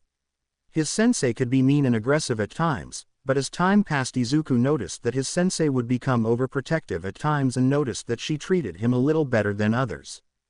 After talking to his sensei, he learned that her quirk also gives her the instincts of the Leviathan, which were very similar to that of a dragon. Meaning that she is very protective of what is hers, and when she makes a connection with someone, it is like they are family. Being her disciple, and spending so much time with her, it made it like they were family. In her opinion, it is like a mother-to-son bond. Once he entered the dojo, Izuku was given a hug by a rather strong person. When Izuku looked, he saw it was Hayo Kendo. There he is, our greatest student, said Hayo. Dear, please put the boy down, we don't need him injured before his exam, said the feminine voice of Kimi Kendo. After being put down and given a chance to breathe, Kimi walked up to the boy. So what are you doing here? I thought that the exams were today, asked Kimi. They are, but I wanted to stop by and have one more talk with Tiamat-sensei before the exam, said Izuku. Looking around to see if he could see his sensei, only to sense someone behind him. In a flash, Izuku was sticking to the ceiling like a spider, because in the place he was standing was a large blue reptilian tail. It seems that you have been keeping your senses up. That's good, said Tiamat, with her tail molding back into her tailbone. It's good to see you too, sensei, said Izuku, unsticking himself from the ceiling, landing in front of the three adults. I don't know what's more scary, the fact that I had no idea Tiamat was behind you, or how she got there. Or the fact that you moved faster than I could see and made no noise doing it, said Hayo, with his wife next to him. In other news, I am happy to see you again, Izuku, said Tiamat, hugging the boy. So today is the big day, you get to take the entrance exam for UA. Are you ready for it? Asked Tiamat. Yeah, I am, I have put all this time into getting in. It would be a waste to not use it, replied Izuku. Oh yeah, I almost forgot, but where's Itsuka? Has she already made her way to UA? Asked Izuku, looking for his rival best friend. Yes, she has. She left a little while ago. Said something about wanting to get a little more training in, said Kimi. Why do you ask? Did you want to walk to UA with Itsuka? Asked Kimi in a teasing tone. With both Tiamat and Hayo laughing at the boy's attempt to convince Kimi that she was just a friend, and failing.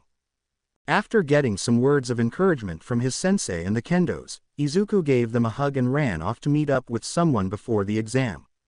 Izuku ran, feeling the wind blowing past him as he ran, before picking up a scent he was very familiar with. Coming to a stop in front of an apartment complex, he saw the person he was looking for. Good morning, Pony, you ready for the exam? Said Izuku, smiling at Pony. Izuku. Pony yelled, running and jumping on her boyfriend, not expecting to see him until they were at school. She was very happy to see him.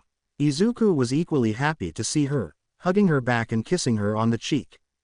After getting Pony to calm down and put back down, the two started walking to UA, talking about random things and about the exam. As they walked, Izuku noticed that there were a lot of people their age walking to the school. There are a lot of people coming to take the exam, this should be interesting, Izuku thought to himself. Once the two teens were in front of UA, Izuku saw his girlfriend shaking. Pony, are you okay? Asked Izuku. Yeah, just a little nervous, replied Pony. Izuku just smiled and put a hand on Pony's shoulder. Don't be worried, you will do great and get in, said Izuku, reassuring his girlfriend. After reassuring Pony, the two started to walk to the front doors of the school until, Izuku, is that you? Asked a feminine voice behind him. As Izuku turned around, he was pulled into a hug. It is you, it's been so long since I saw you in person last, said the female. After taking a second to look at the person, Izuku was surprised. Kami, said Izuku, surprised to not just see the girl but also because she was still hugging him, in front of Pony. Izuku suddenly felt his body get pulled back, looking down and saw Pony's horns pushing his body back towards Pony. Sorry for not introducing myself earlier, my name is Pony Tsunotori. Izuku's girlfriend, said Pony with an all too sweet smile on her face, and what looked like an aura around her body that scared Izuku.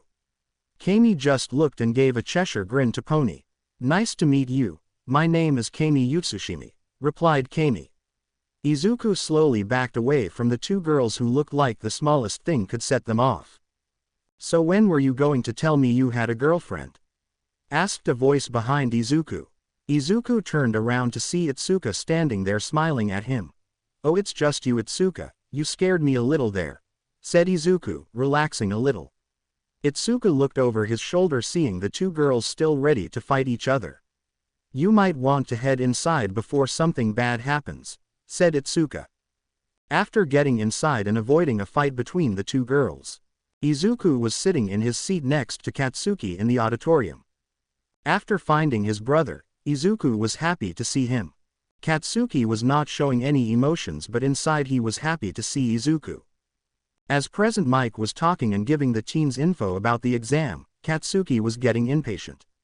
He wanted to get the exam started and to show people that he will be the #1 hero. Izuku noticed his brother was fidgeting a lot and knew what was happening. Dude, you need to calm down, the exam will start in a little, said Izuku, trying to get Katsuki to calm down. I can't, it's taking too damn long for this shit, replied Katsuki. Pardon me, sir, but there seems to be a mistake. On the paper we were given it said that there were 4 robots, not 3. If this is an error, then UA should be very disappointed, and you too, can you stop talking? You were interrupting the teacher from giving us information. If you don't care about the future you could be running, then please leave, said a tall blue-haired boy with glasses. Last time I checked it was pretty hard to outspeak someone with a voice enhancer quirk, and I don't think we were interrupting anyone. Given that you heard everything Present Mike said, I would like to know just how we were interrupting him. The only one stopping us from learning is you, and if you sat down and listened, Present Mike might tell us about the 4th robot. Would I be correct in my guess, sir? Said Izuku, yelling the last part for Mike to hear. You would be most correct, contestant number 231, said Mike. I am sorry, sir, please forgive me, said the tall boy sitting down. After getting through the lecture, everyone was sent to the respective areas. Unfortunately, or fortunately depending on who you ask, Izuku and Katsuki were not in the same area. Once he was dropped off at his testing, Izuku started stretching. Looking around, seeing all the people he will be competing against.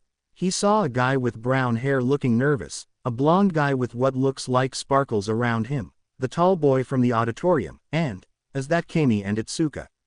What are the odds? Thought Izuku. Walking over to them, he was stopped by a hand on his shoulder. He looked over his shoulder to see the tall boy staring at him. The tall boy looked like he was about to say something when he was cut off by Kami and Itsuka calling Izuku over.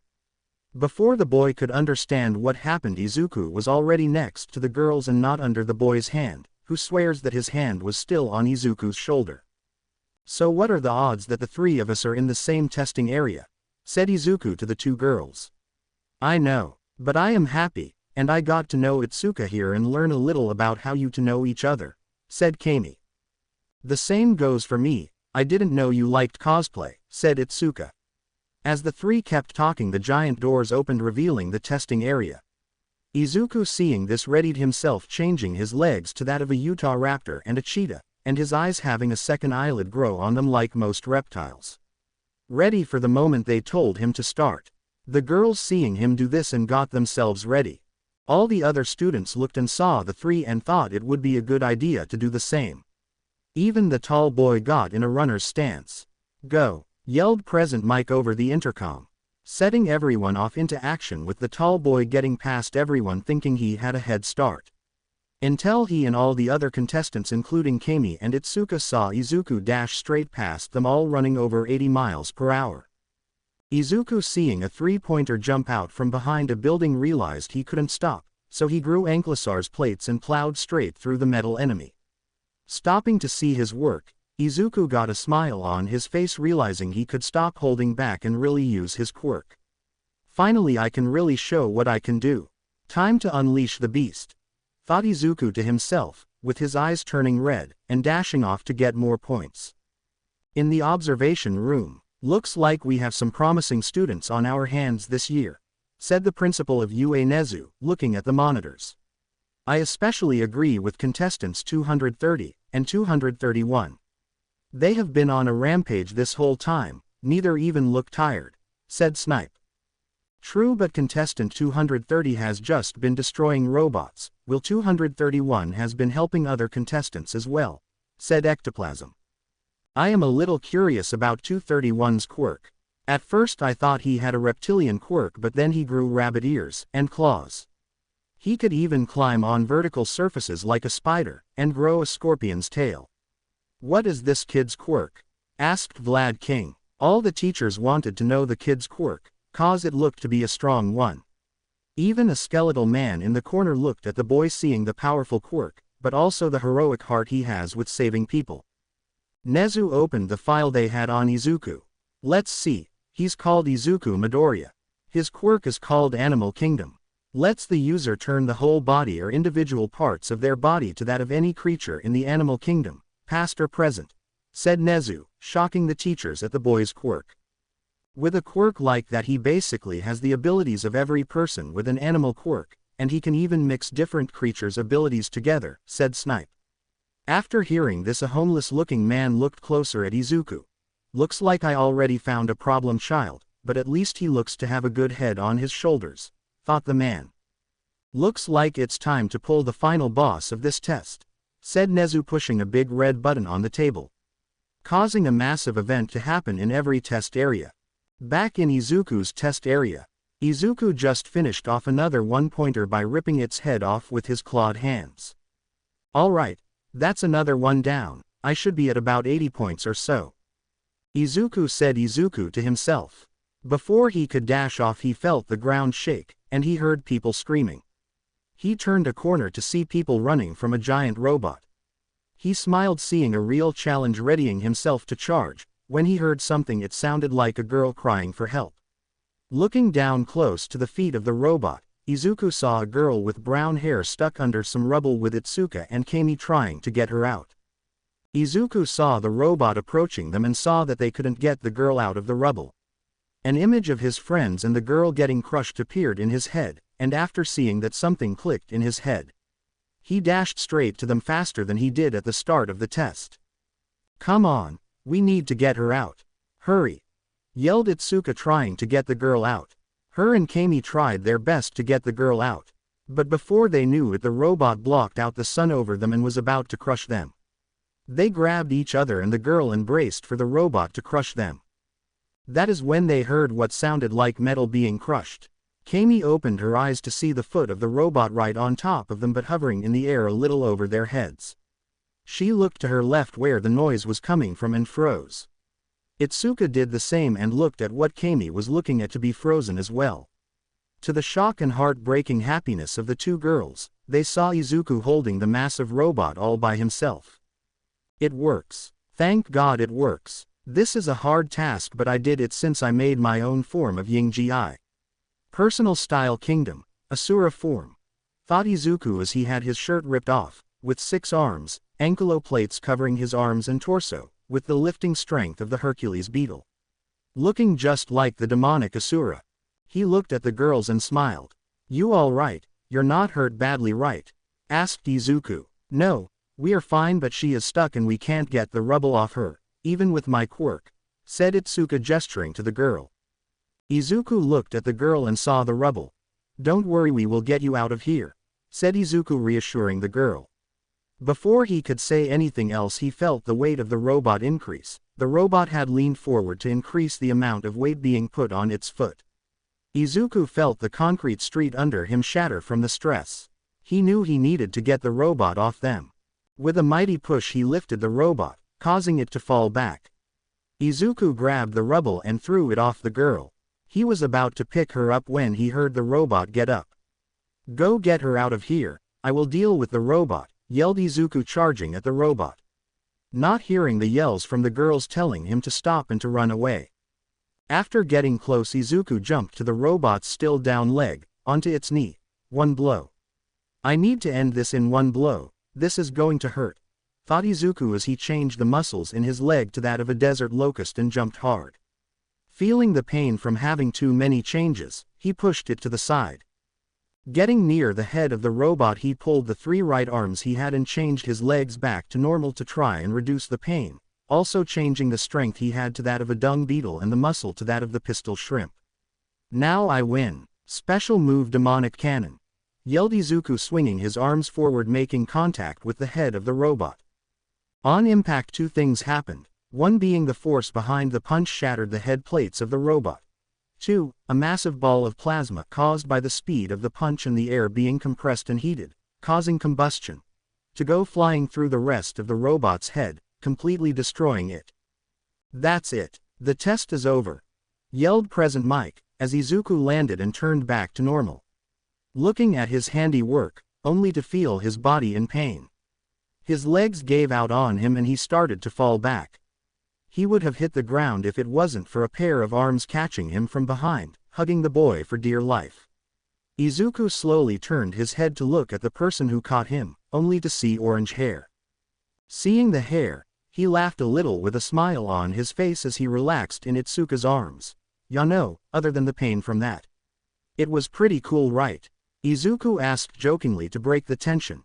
Ya, just next time don't give me a heart attack. Will ya? Said Itsuka, using one of her hands to bop him on the head, causing Izuku to start laughing harder and soon her as well. As the 2 teens were laughing, Kami walked over, helping the brown-haired girl walk. You're crazy, you know that, right? Said Kami with a smile on her face. The brown-haired girl just looked at them a little weird. Ya, and you try to hold a giant robot's foot up by yourself to save 3 people, said Izuku, giving Kami the side eye. Ya know that's all you. Either way we are safe and you saved us, said Kami, as she stopped next to the 2. Speaking of. Are you okay? Your leg looked pretty bad back there, asked Izuku to the brown-haired girl. I'm okay, and my leg should be fine. It looks worse than it is. Thank you for saving me, all of you. I'm Ochako Uraraka, by the way, said Ochako, smiling at the boy. Good to hear, and you're welcome. Name's Izuku Midoriya, and that's Kami Yutsushimi, and Itsuka Kendo, replied Izuku. As the teens were introducing themselves, a little old lady was going around healing the other test takers. Now my dear, your leg looks like it hurts.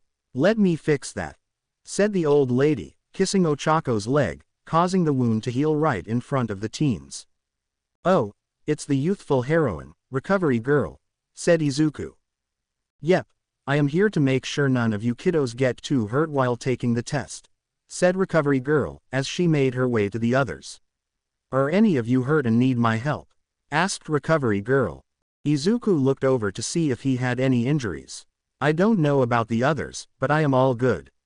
I just need to give my healing factor a little time to heal me up and I should be good, said Izuku, surprising Recovery Girl. She looked closer and saw that his injuries were slowly healing themselves. Looks like my help is not needed here, the exit is down this road and to the right. You are free to go home, the test is over, said Recovery Girl as she pointed down the street and started walking to the next person in need of help. At the front gate, as Izuku was walking to the front gates with Itsuka and Kami following him, Izuku saw Katsuki standing at the gates talking with Pony. Well, at least he isn't yelling at her, thought Izuku. As the 3 walked to the gate, Pony and Katsuki saw them and made their way to meet them halfway. Well, Katsuki walked, Pony made a mad dash to Izuku before glomping him in a hug. Katsuki just smiled at his brother, but he also saw a weird look on Itsuka and Kami's faces. Dang bro, apparently you got game, thought Katsuki. Yes, it's good to see you too. So how was your guys' test? Asked Izuku, still holding Pony.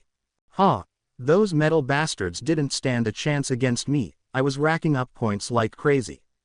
Oh, and your girlfriend did pretty good as well, said Katsuki, making Izuku smile, hearing that two people he cares about did so well in the test. After hearing that, Izuku and the others talked for a little while before going back home. Couple days later, Izuku was talking to Katsuki in his room about his hero costume when, Izuku. It's here. Your letter from UA, yelled Izuku's mom as she busted through the door. Izuku froze for a second before dashing and grabbing the letter. Izuku asked to be alone for a moment to see the letter first. Everyone agreed and they waited downstairs and Katsuki ran to his house to see if he got his letter.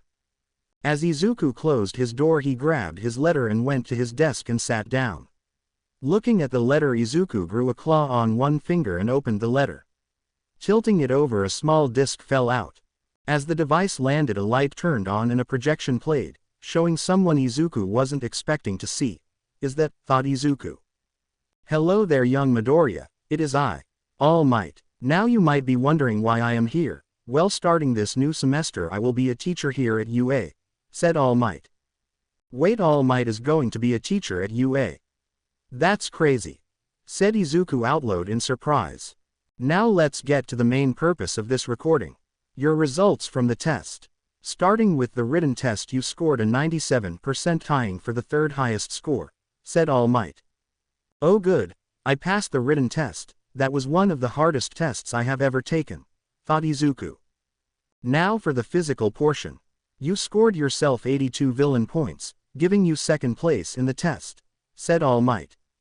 Damn, bet Kachan was the one to get first place. He is going to rub it in my face for days to come, Izuku thought. But there is one other thing about the test. What kind of hero school would we be if we only counted villain points? So in the time you spent testing, we the teachers were watching and we awarded additional points for acting and being a hero.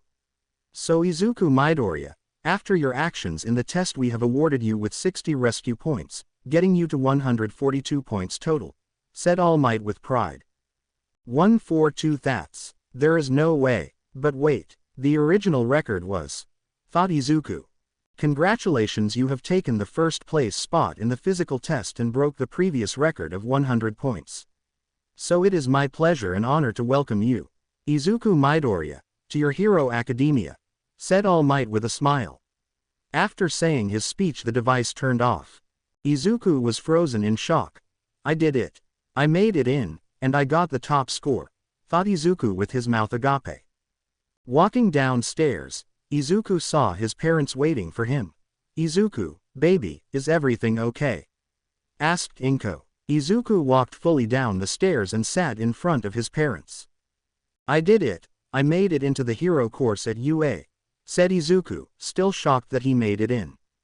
Within a second Izuku was lifted off his feet and pulled into a big hug by his father.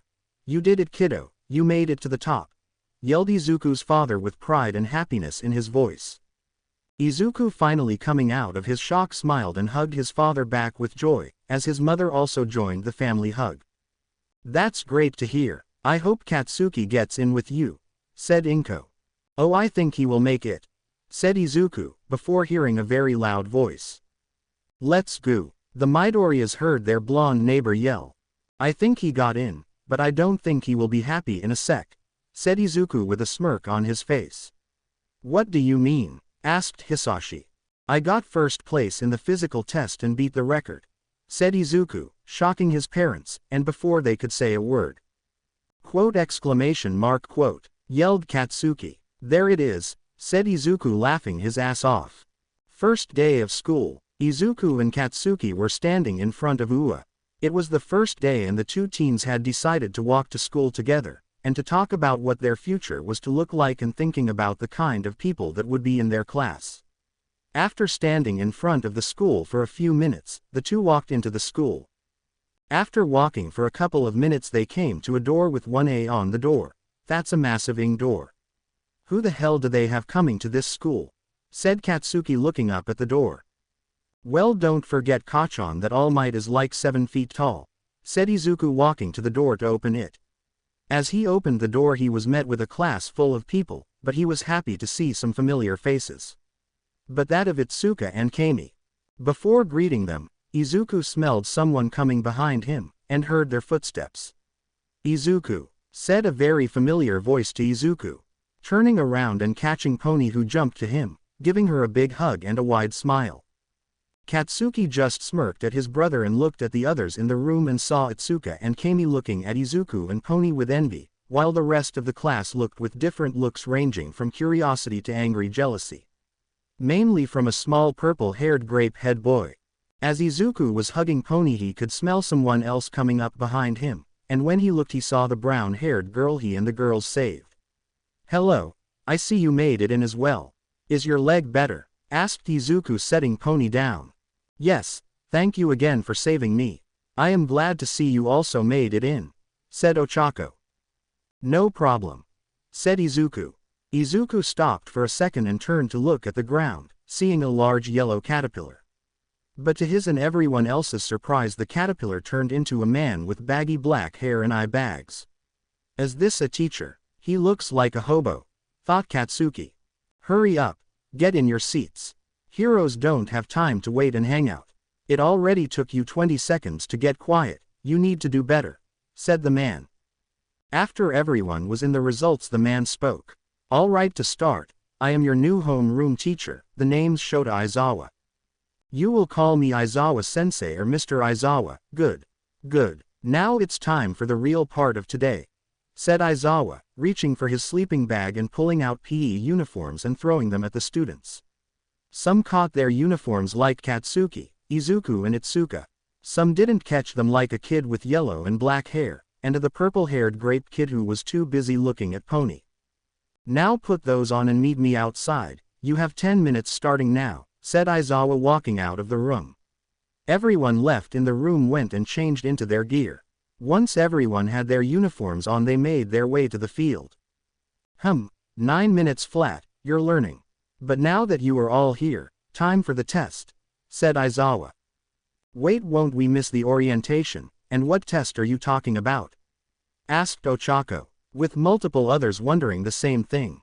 "Here at UA, us teachers can do what we like when it comes to teaching. You have 3 years to become the best heroes you can be, and we can't be wasting time. So I am conducting a quirk apprehension test, just like in school, just this time you can use your quirk. It is counterproductive to not use your quirk, it's a part of you, so therefore we need to test and strengthen it," said Aizawa, pulling a phone-like device and a ball with a weird design out of his pocket. "Midoriya, what was the best throw you did in high school?" asked Aizawa. "Throw the ball at Izuku. I would say about 30 meters, about 100 feet, sir," said Izuku, with some people looking at him a little weird. "Good. Now do it with your quirk," said Aizawa. His quirk must give him a passive strength increase. 30 meters is impressive, the average is about 20 meters, thought Aizawa, watching Izuku walk to the area to throw. As Izuku approached the circle to throw, he was thinking of the animals to use and how much he wanted to show off. Once he reached the circle, he looked back and overheard something. "Hey, good looking, name's Denki Kaminari. What's yours?" asked Denki to Pony. "Pony, but I have a boyfriend already," said Pony, leaning away from Denki. "Come on, we are both in the same class, and where is he at?" asked Denki. Izuku, hearing this, had one thought. All-out power. Izuku readied himself, increasing his strength to the max with the strongest creature on Earth, the dung beetle, being able to lift 1,141 times its body weight. He then changed his arm to that of a pistol shrimp for the snap reaction to give the ball a fast throw and momentum. Finally, Izuku did something special. He changed and made a new organ in his hand similar to that of the bombardier beetle and filled the organ with a synthesized mix of air and hydrogen, adding a small hole or vent to the palm of his hand. Izuku was ready. Izuku pulled his arm back and with all the force he had threw the ball with a massive explosion behind it, shocking everyone. With a mix of strength, snapping speed, and combustion of the air and hydrogen made the ball move at blistering speeds and far out of sight. Everyone was dumbfounded at what they saw. Izuku just made the ball vanish and caused an explosion. Kami and Itsuka were gobsmacked at his power. Pony was smiling with joy, others were scared or shell-shocked, but Katsuki was a mix of emotions. On one hand, he was impressed with his brother's throw, on the other he was speechless because Izuku just caused an explosion just like his quirk. After getting over his surprise, Izawa looked at the device in his hand and told the class. Now you see what the difference in using your quirk can do. Now is the time for everyone to test out, said Izawa, showing everyone Izuku's score of 1000 meters, about 3,280 feet. After getting past the shock of what they saw, and the score he got, some people got excited. Now this looks like it will be fun, said a pink-skinned girl. Fun, you say? How about this for fun? Whoever gets the lowest score is expelled, and before any of you ask, I can expel anyone anytime I want. Now do your best and show me why you are here, said Izawa with a crazy grin on his face, scaring the class. Pony looked over at Denki next to her and smiled. That's my boyfriend.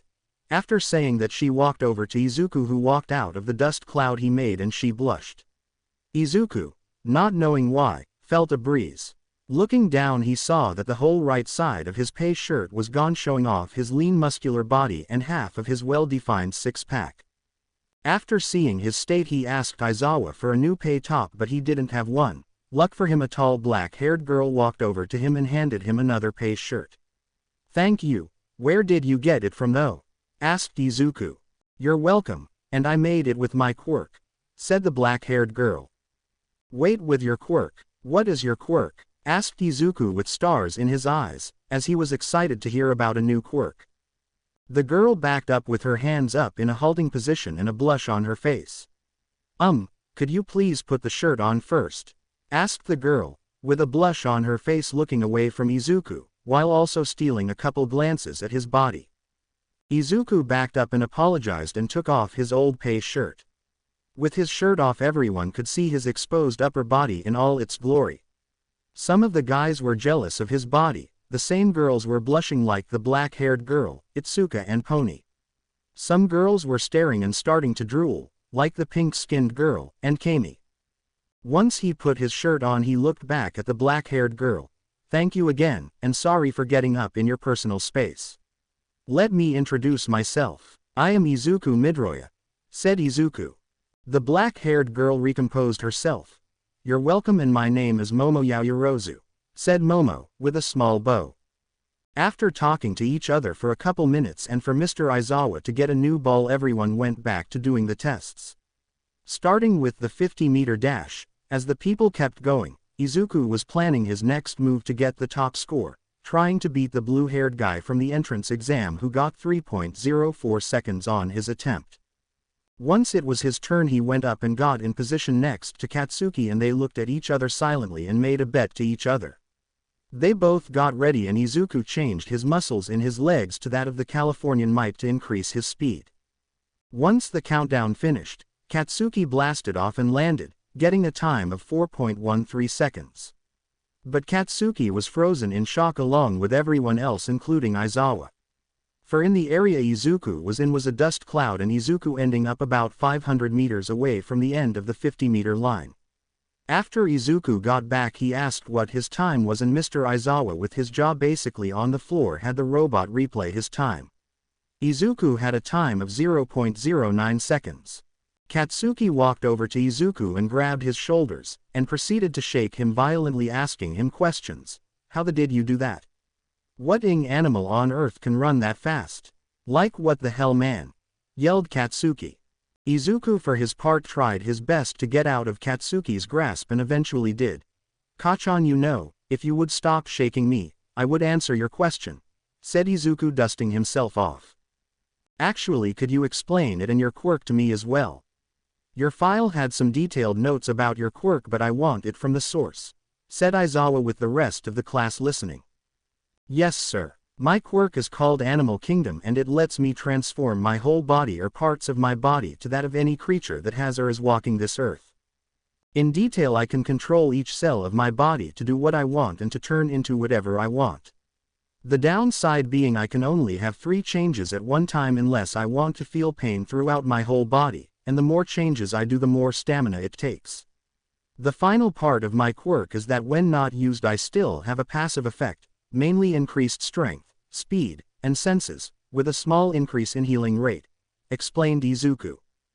Izawa and the rest of the class, including Kami and Itsuka, who didn't know his quirks fully, were silent. Until Izawa spoke. I see. So you have the whole animal kingdom in your corner helping you. Interesting. Said Aizawa will also think to himself. It looks like I have definitely found my problem child, and a future top pro hero. The rest of the class surrounded Izuku asking him questions about his quirk, and what he can turn into. Until Aizawa used his quirk to scare the students silent except Izuku, who was not affected by the killing intent coming from him. Back to the test they went on as you would think. After the dash was the grip strength test, and Izuku got the best score, mixing beetle strength and having 6 arms like another student. After that was the standing long jump, where Izuku went first but asked his teacher if flying would count, where Aizawa said it would count, but he wanted to see him jump as well. Izuku listened and jumped with a mix of locust legs and kangaroo muscles, easily clearing the sand pit and going quite the distance. Next was the side-to-side jumps, and Izuku was surprised to see the grape-head kid do pretty good in the test, being the only one to beat Izuku in the test. Next was the ball throw, but Izuku didn't have to do it, but was impressed with Katsuki and his throw, along with a blonde-haired girl who threw the ball a little short of Katsuki, but the ones that got him were Ochako, who sent the ball into orbit getting infinity, and Momo, who made a cannon and got a score of 1.2 kilometers. The next test was the distance run, where it was called a tie when Izuku and Momo went for about 10 miles of distance, with neither of them looking like they would stop, given that Momo was on a scooter and Izuku was running with raptor-like legs. They were keeping up with one another and even started a conversation while running. The last 2 tests were the seated toe touch and the sit-ups, and Izuku won both, with making his spine like a snake and basically being the most flexible person there, but the pink-skinned girl, Kami, and Itsuka were the most normally flexible people. Once everyone was done, the scores were shown by Aizawa using a holographic screen, showing the scores as Izuku Midoriya, Momo Yaoyorozu, Shoto Todoroki, Katsuki Bakugo, Tenya Iida, Melissa Shield, Fumikage Tokiyami, Mezzo Shoji, Eijiro Kirishima, Itsuka Kendo, Mina Ishido, Honi Tsunotori, Ochako Uraraka, Koji Koda, Tsuyu Asui, Kami Utsushimi, Honta Siro, Denki Kaminari, Hitoshi Shinso, Kyoka Jiro, Minoru Mineta. Everyone was looking at the scores they got. Some were relieved and some happy with their placing, but one was a different story. Izuku looked over at the purple-haired grape kid who was in the fetal position crying. Izuku could hear the kid saying something about being unfair, and how now he can't have his harem. As he was listening, Aizawa was talking and looked at the grape kid. Mineta, you have shown all you can do, get your stuff and leave. You were expelled, said Aizawa looking at Mineta.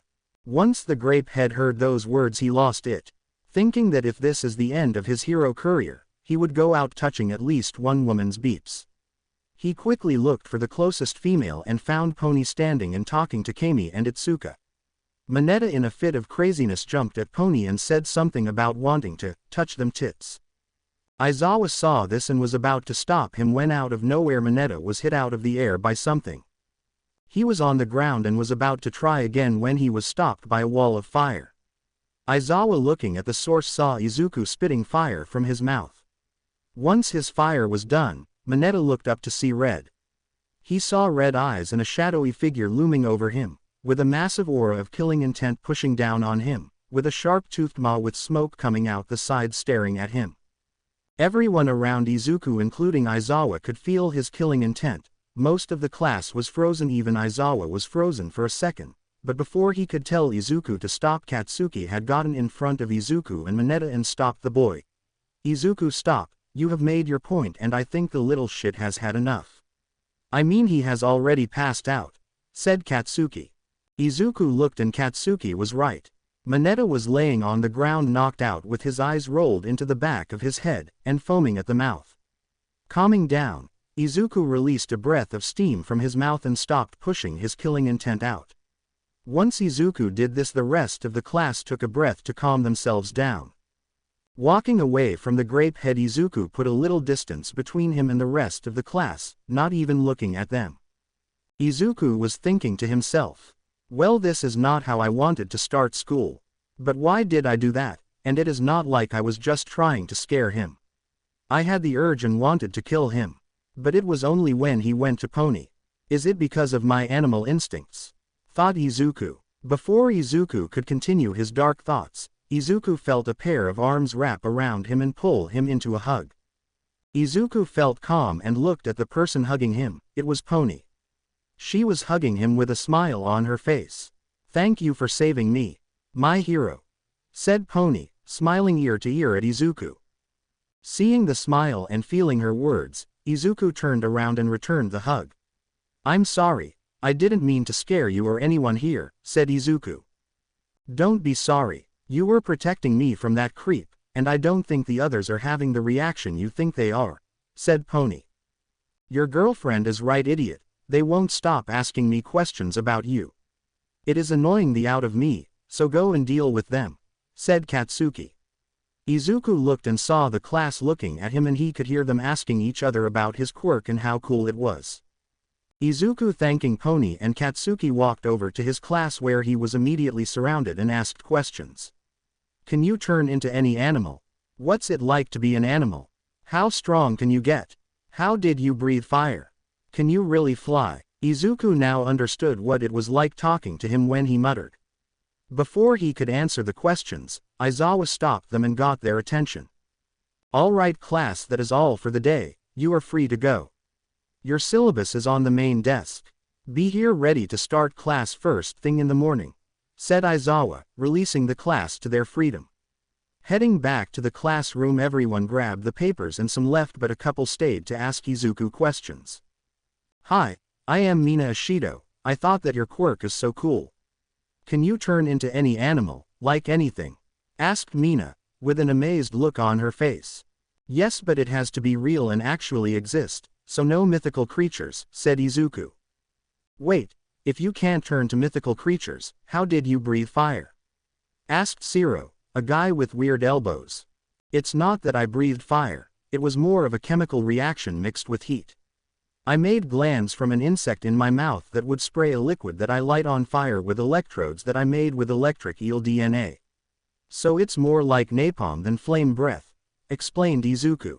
Everyone in the room other than Pony, Katsuki, Itsuka, and Kami realized that Izuku was very smart when it came to animals and anatomy. "If you don't mind me asking, how did you beat my time in the 50-meter dash?" asked Ida. "Oh, that was because I increased my speed by changing my legs to that of a mite that is known as the fastest creature by size, and I changed the muscle's reaction in my legs to that of snap muscle, the same muscle that apes use to get their strength," said Izuku. "Interesting. If you don't mind me asking, but how fast did you go?" asked Ida. "Sure, I can tell you. I reached a speed of about 1,300 miles per hour. Which is pretty fast, but I wasn't ready to go that fast, so I may have overworked the muscles in my legs. But luckily my healing factor healed the damage," said Izuku. "What do you mean by a healing factor? Do you have a unique healing ability?" asked Momo. "I have a passive increase to my healing rate, but not to the extent that I heal crazy fast normally. I just heal a little faster than normal. But if I change my healing rate to that of a starfish and amp up my metabolism, I can heal a lot faster, almost to the point of instant regeneration, but it takes a lot of energy," said Izuku. To show his healing rate, Izuku did something no one was ready for or even expected. Izuku grew razor-sharp claws and cut his arm. Everyone in the room thought Izuku was crazy. Momo and Ida gasped. Katsuki, Kami, and Itsuka ran to Izuku to stop him, and Pony went to stop the bleeding. "Izuku, are you crazy?" asked Katsuki, hold his arm with the claw away from his body. "You guys, I'm fine. I made the nerves in my arm turn off, and if you look, the wound is already healing itself," said Izuku. To everyone's surprise, the wound had stopped bleeding and was already getting smaller in front of their eyes, and after about 2 minutes the wound was fully healed. "You are still an idiot for that," said Katsuki, releasing Izuku's hand. After answering a couple more questions, Izuku and everyone went back home to get ready for the next day. Next day in class, as the students were sitting in class talking to each other, someone brought up the thought of who would be teaching heroics class. "Who do you think it will be?" asked Mina. "No idea, it could be anyone," replied Kirishima. As they were all talking, Izuku was sitting and talking to Katsuki about his quirk and how he made an explosion during the quirk test. And after compressing the gas, I ignited the gas causing a compressed explosion and funneled it through my hand," said Izuku. "Ah, so instead of igniting nitroglycerin, like me, you used a different flammable chemical," said Katsuki, as he looked at the notebook Izuku was writing in. In the notebook was a list of animals and unique things each could do and the different combinations he could have. He also had his trusty Quirk information notebook where he would write down different info on quirks and draw different costumes for heroes and villains. As Izuku was writing, he felt a vibration there on the floor and heard footsteps coming. Looking up at the door, Katsuki got the idea that his brother heard something and that someone was coming. Just like he thought the door the class opened. When he said it was opened, what he meant to say was the door was completely blown off the hinges and a tall muscular man was standing in front of the class with a cape blowing in the wind. Wait, where did the wind come from? Thought Katsuki. Good morning, young heroes. I am here, as your new teacher for heroics. Think of it as Hero 101, where we will be teaching you the basics of becoming a hero, said the strongest and most famous hero in Japan, All Might. Everyone was excited to see All Might as their teacher and they were ready to see what the number one hero could teach them. Alright, young ones, we will be starting off the day with some practical training, in the form of battle trials, said All Might, pulling out a board out of nowhere with the words battle trail on it. But to be a hero in this world you have to look the part. Now take these and meet me outside training area beta, said All Might as the wall next to the students opened to show 20 briefcases with the names of each student on them. Everyone ran to get their costume and to try them on. Running to the changing room, everyone was happy to see that they are truly becoming heroes. Izuku was the first person out and he was happy with his costume. Izuku's costume was made from a special fiber and silk that he produced to change and stretch with him. He was wearing a red and green long-sleeve shirt with white strips on it that looked like claw marks. His pants were long and tight around his legs, which would be a little loose near the hips to give him more freedom of movement while keeping protection. His pants also had the claw-like white marks. He also had a pair of special shoes he had made that were like the rest of his suit, but they had a bit more firmness to them. Izuku also had unique glasses or goggles that folded out from an earpiece he had that could cover his eyes, mainly to stop things hitting his eyes because he was moving fast. Finishing off the costume was what looked like a black cape behind him. All Might was stand a little distance away from the entrance. He was excited to see his young inheritor of his quirk, but he also was interested in another student. Izuku Midoriya, a young strong student who to him is a very caring and protective person. All Might could tell that the kid had trained before coming to the school. He also saw the amount of control that the young hero had with his quirk. With his intelligence in the field of zoology and anatomy, young Midoriya would be a great and successful person, but mix in his strong quirk and he is one of the most powerful people in the school, maybe even in Japan.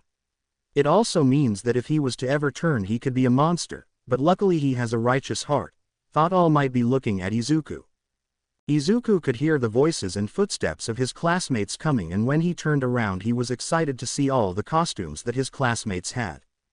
The first person that he saw was his brother Katsuki, and he had the costume they both helped make, which was like a big sign that said explosions here, same as canon. He saw some of the guys and their outfits looked like they all had effective use of their quirks and to not hinder movement. With Ida looking like a knight, Denki had an electric punk look. Hiroshima was topless with red gears, Zero was a tape dispenser, Kota looked like a duck, but he was interesting to Izuku seeing that his quirk didn't work on him even though he is an animal. Shoji was a tall guy with 6 arms, so his suit was a little basic. Fumikage was black on black, which made sense. Shoto was in a climber's suit with a weird metal vest on. Then there was Shinso, who looked like a ninja with a black cloth covering his mouth instead of a mask, similarly to how would wear his scarf. All canon, other than Shinso. When Izuku looked over to the girls he froze and was trying not to faint from blushing. The girls in his class were most definitely attractive, and to add the fact their costumes just made them look better. After composing himself he looked at the girls again to get a better look at their costumes. Ochako was wearing a skin-tight pink suit and a helmet that made her look like an astronaut. Asui was in a skin-tight frog suit. Mina was in a pink and purple skin-tight suit with a domino mask on. Juro looked like a rock star, and then there was Momo who, wait, is that even considered clothing? Thought Izuku looked at Momo, who had a red leotard and a short yellow skirt, and that was it. Wait, where's? Izuku's thoughts were cut off when he saw a mist surround him. Looking around him, Izuku couldn't see anyone, but he knew who could do this, especially with the mist. Kami, I know it's you, said Izuku, before feeling a hand slither its way up his stomach with the mist in front of him fading, revealing Kami standing in front of him wearing her hero costume. So what do you think, handsome? Asked Kami, leaning seductively against Izuku, who was trying his best not to blush at the action and the costume. Kami was in a full black bodysuit with black boots, and a police cap and a whip. Izuku got a very good look at her costume, and to say it fit her was an understatement. It is, definitely. Your style, said Izuku, trying his best to not stutter and failing. But before Kami could do anything else, a strong gust of wind blew the mist away, showing Pony and Itsuka, whose hands had grown to massive size, standing in the hero costumes looking at Izuku and Kami. You seem to be enjoying your time with Izuku, said Pony with a smile too kind to be real. It scared Izuku to his core. But Izuku's fear was pushed aside when he saw their costumes. Pony looked like a cowgirl from the Midwest of America, while Itsuka was wearing a martial arts kip-pow. In all, the costumes suited them and their styles. While talking to the girls about their costumes and what they might do for the lesson, Izuku heard someone call his name. Turning around, he was face to face with another student. So you're Izuku, it is nice to meet you. I'm Melissa Shield. Would it be okay if I asked you about your quirk? Asked Melissa. Izuku has put a lot of time into his hobbies, ranging from his borderline obsession with animals to the point he could have a degree in zoology. Same goes for heroes and anything related to heroes. So the moment he heard the girl in front of him say that her name was Shield, he lost it. Wait, Shield? Like David Shield, the greatest inventor of all time, and All Might's personal suit maker. You're related to that David Shield, said Izuku, with stars in his eyes and the biggest smile on his face. Izuku was basically going crazy at the fact that he gets to talk to someone who is related to the greatest inventor of their time. He was so excited to talk to the girl that he didn't realize that he had grown a wolf's tail and started wagging like a happy dog.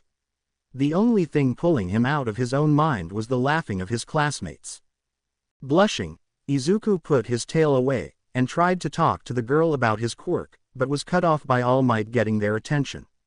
Alright students, today we will be having reaching behind his back and pulling out a whiteboard battle training, said All Might. For today's training, you will have to find or defend a bomb that has been planted in a building. Now most people think that criminals work outside, but the real criminals work indoors where they have more advantages. So now time to randomly assign you to teams to see who will be fighting who, said All Might, pulling out 2 boxes with balls that have numbers on them. Sorry to interrupt you, sir, but the way we are randomizing are partners. Wouldn't it be better to pick a partner? Asked Ida. All Might was about to answer but was cut off by Izuku. It's because, when heroes have to respond to a crime, they don't know who they will have to work with, so they have to be ready for anything, responded Izuku. Exactly, now come up and see who you will be with, said All Might. Everyone walked up and pulled a ball out to get their teams. The teams are as follows: Tenya, Kami, Shiro, Kota, Tokiyami, Melissa, Tsuyu, Itsuka, Katsuki, Momo, Jiro, Shoto, Shoji, Izuku, Uraraka, Mina, Pony, Kaminari, Shinso, Kirishima. Alright kiddos, now that we have your teams made up, time to see who will be fighting who, said All Might, pulling out another box from somewhere, using the balls inside to see who will be fighting who.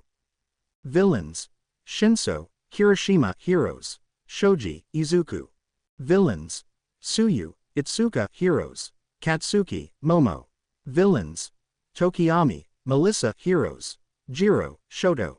Villains: Pony, Kaminari. Heroes: Shiro, Kota. Villains: Tenya, Kami. Heroes: Uraraka, Mina. After getting the teams assigned and the battle times ready, everyone except those in the first battle went to the observation room to watch the battle. All right Shoji, let's try and come up with a plan to beat Kirishima and Shinso, said Izuku, looking at his 6-armed friend. Shoji looked to Izuku to see what kinda idea he had to beat their 2 classmates. If I am right, your quirk allows you to make more arms which can grow other sensory organs, cause if that is the case then we can use that to our advantage, said Izuku, explaining the plan to Shoji. All right students, prep time is up, time to start, said All Might over the intercoms, starting the battle trial. All right, you know the plan. I will stay with the bomb and you can go and try and brainwash the enemies, said Kirishima as he hardened his arms and readied himself to protect the bomb, while Shinso walked out of the room to find his opponents. I guess this is the perfect type of training I can get for my villainous quirk, but if I can beat the strongest student I can prove that even my quirk is strong, thought Shinso. Shinso walked throughout the building calling out, trying to get one of the heroes to fall into his trap. But there was nothing, not even a sound of them walking around. What are they doing? Have they even entered the building yet? Shinso asked himself. That's when he heard it, the sound of glass breaking, and from the direction that the sound came from it was in the bomb room. Running back to the room to try and help his teammate only to feel a long tendrils hit him in the chest as soon as he made it to the stairs. Looking back at the stairs he saw that the lights were taken out, making it pitch black. So you are trying to separate me and my teammate, right? What scared you that you can only win by keeping us apart? Said Shinso, but got no response. Hearing the battle happening in the bomb room, Shinso knew that only one of them was holding the stairs, but he doesn't know which one. They both have quirks that can make tendrils.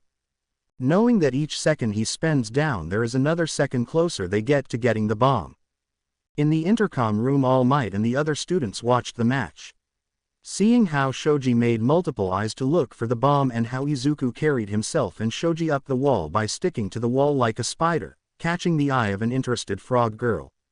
They then used Izuku's tail that he grew to break the window and get into the room with the bomb, with Izuku running through the door to stop Shinso from getting to the room. Alright, Shoji is dealing with Kirishima, and I get Shinso. I know that I could have just taken Kirishima out, but that wouldn't be much of a training for him or Shinso, and it would not let my teammate show his skills, thought Izuku. Heading to the stairs, Izuku increased his hearing to see if he could hear Shinso come, and he did. Making it to the stairs, Izuku heard him on the floor below and in an instant grow an octopus tentacle and hit the light and Shinso in one swing. Once Izuku blacked out the stairwell, he climbed to the top of the ceiling of the stairwell and went as quiet as possible, giving himself better vision with cat eyes to see, and like a predator he waited for his prey to enter the trap. While waiting for Shinso to come into the stairwell, Izuku heard a wall break to see Kirishima on the ground with Shoji trying to get the capture tape around him. Did he really just push him through a wall? Izuku thought. In the confusion, Izuku didn't see Shinso come up the stairs and right past him. Hey freak, where is the other weirdo at? Or is this just a one-man freak show? Asked Shinso. Before Izuku could do anything, Shoji answered Shinso. Sorry, but, Shoji said before freezing in place. Kirishima got up and punched Shoji, knocking him out. Izuku was both mad and disappointed. Mad cause he just watched his teammate get knocked out and did nothing, and disappointed that he let Shinso get past him. Clearing his mind, Izuku made his move. Hearing Izuku behind him, Shinso turned around and was about to say something when something hit his mouth. No more words from you, said Izuku as Shinso realized that his mouth was covered and he couldn't talk. Kirishima tried to punch Izuku with his hardened fist only to punch a Ankylosar's plate on Izuku's chest. Looking up at Izuku to see him smiling. My turn, Izuku said, cocking his fist back causing muscles of a mantis shrimp to form. Izuku punched Kirishima in his hardened chest, sending him through two walls and knocking him out. Turning to Shinso, who had finally got the silk off his face, slowly walked to him and the bomb next to him. Shinso tried saying anything he could to get a response from Izuku, but all he got was a slow walk and a red-eyed stare from Izuku, which was enough to scare Shinso. When Izuku got within arm's reach, Shinso tried one last attack to get Izuku, but he just dodged the attack and Shinso felt a prick in his side. Looking and seeing a giant scorpion stinger in his side, he felt sleepy and was about to pass out. Before passing out, he left Izuku with one last sentence. I guess a villain's quirk will always lose to a hero's quirk, said Shinso as he passed out. With no one to stop him, Izuku touched the bomb, winning the round. Back in the observation room, All the students except for Itsuka and Pony were shocked at Izuku's versatility and how scary he can be. All Might was both happy and scared at the same time, happy because he saw a strong future hero but scared because if a certain villain ever got this quirk he would be unstoppable. Collecting his mind, All Might called the win and had Izuku help get the other students to recover. After getting back from Recovery Girls, Izuku, Shoji and Kirishima saw the rest of the class looking at them. Where's Shinso?" asked Mina, with the rest of the class wanting to know the answer as well. He will be asleep for about an hour. I only gave him a small dose of a neurological toxin that induces drowsiness. Don't worry, it was not near fatal to anyone, said Izuku, getting to the rest of the class. Okay, now it is time to discuss the outcome of the training and to say who the MVP of the match was. Who would like to give their input on their trial? Asked All Might to the class. Seeing a hand in the air, All Might picked Momo to explain. Thank you. When it came to the trial, the MVP would have to go to Izuku, but at the same time there were a lot of things he could have done to end the trial faster, like taking out Kirishima as soon as he and Shoji entered the room, explained Momo. Yes, you are right, Yaoyorozu. Izuku was the one to make the plan so that he and his teammate could show off their skills, but a hero should try and end a battle as soon as possible, said All Might. Once they were done explaining the battle, they got ready for the next battle. Villains: Tsuyu, Itsuka, and the heroes: Katsuki, Momo. I know that Itsuka is strong and can hold her own in a fight. But Kacchan and Momo are also strong and they can both be a problem for Itsuka. So unfortunately I think Kacchan and Momo will win. But let's see, I could be wrong, thought Izuku, looking at the screens in the observation room. With the signal from All Might, the next round started, and just as Izuku thought, Itsuka and Tsuyu put up a good fight, but they lost to Katsuki and Momo. But Izuku was a little interested in Tsuyu's quirk, which gives her the property of a frog.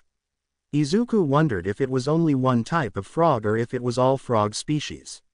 The other matches went about the same, as Izuku would analyze them and make a prediction of who would win.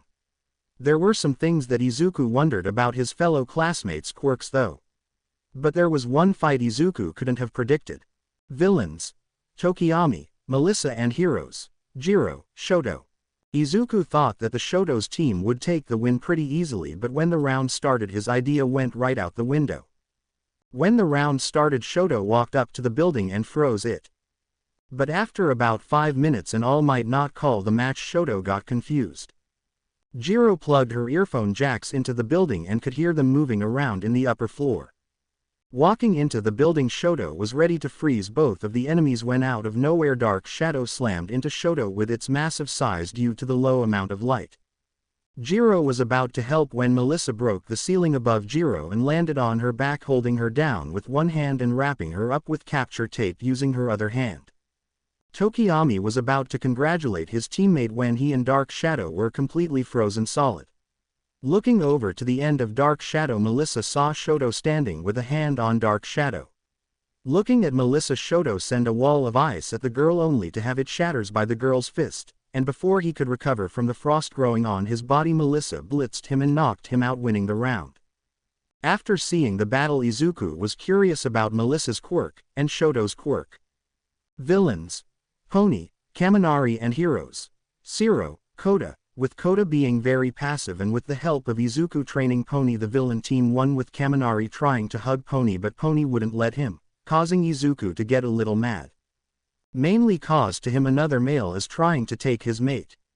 The final round: Villains: Tenya, Kami, and heroes: Uraraka, Mina.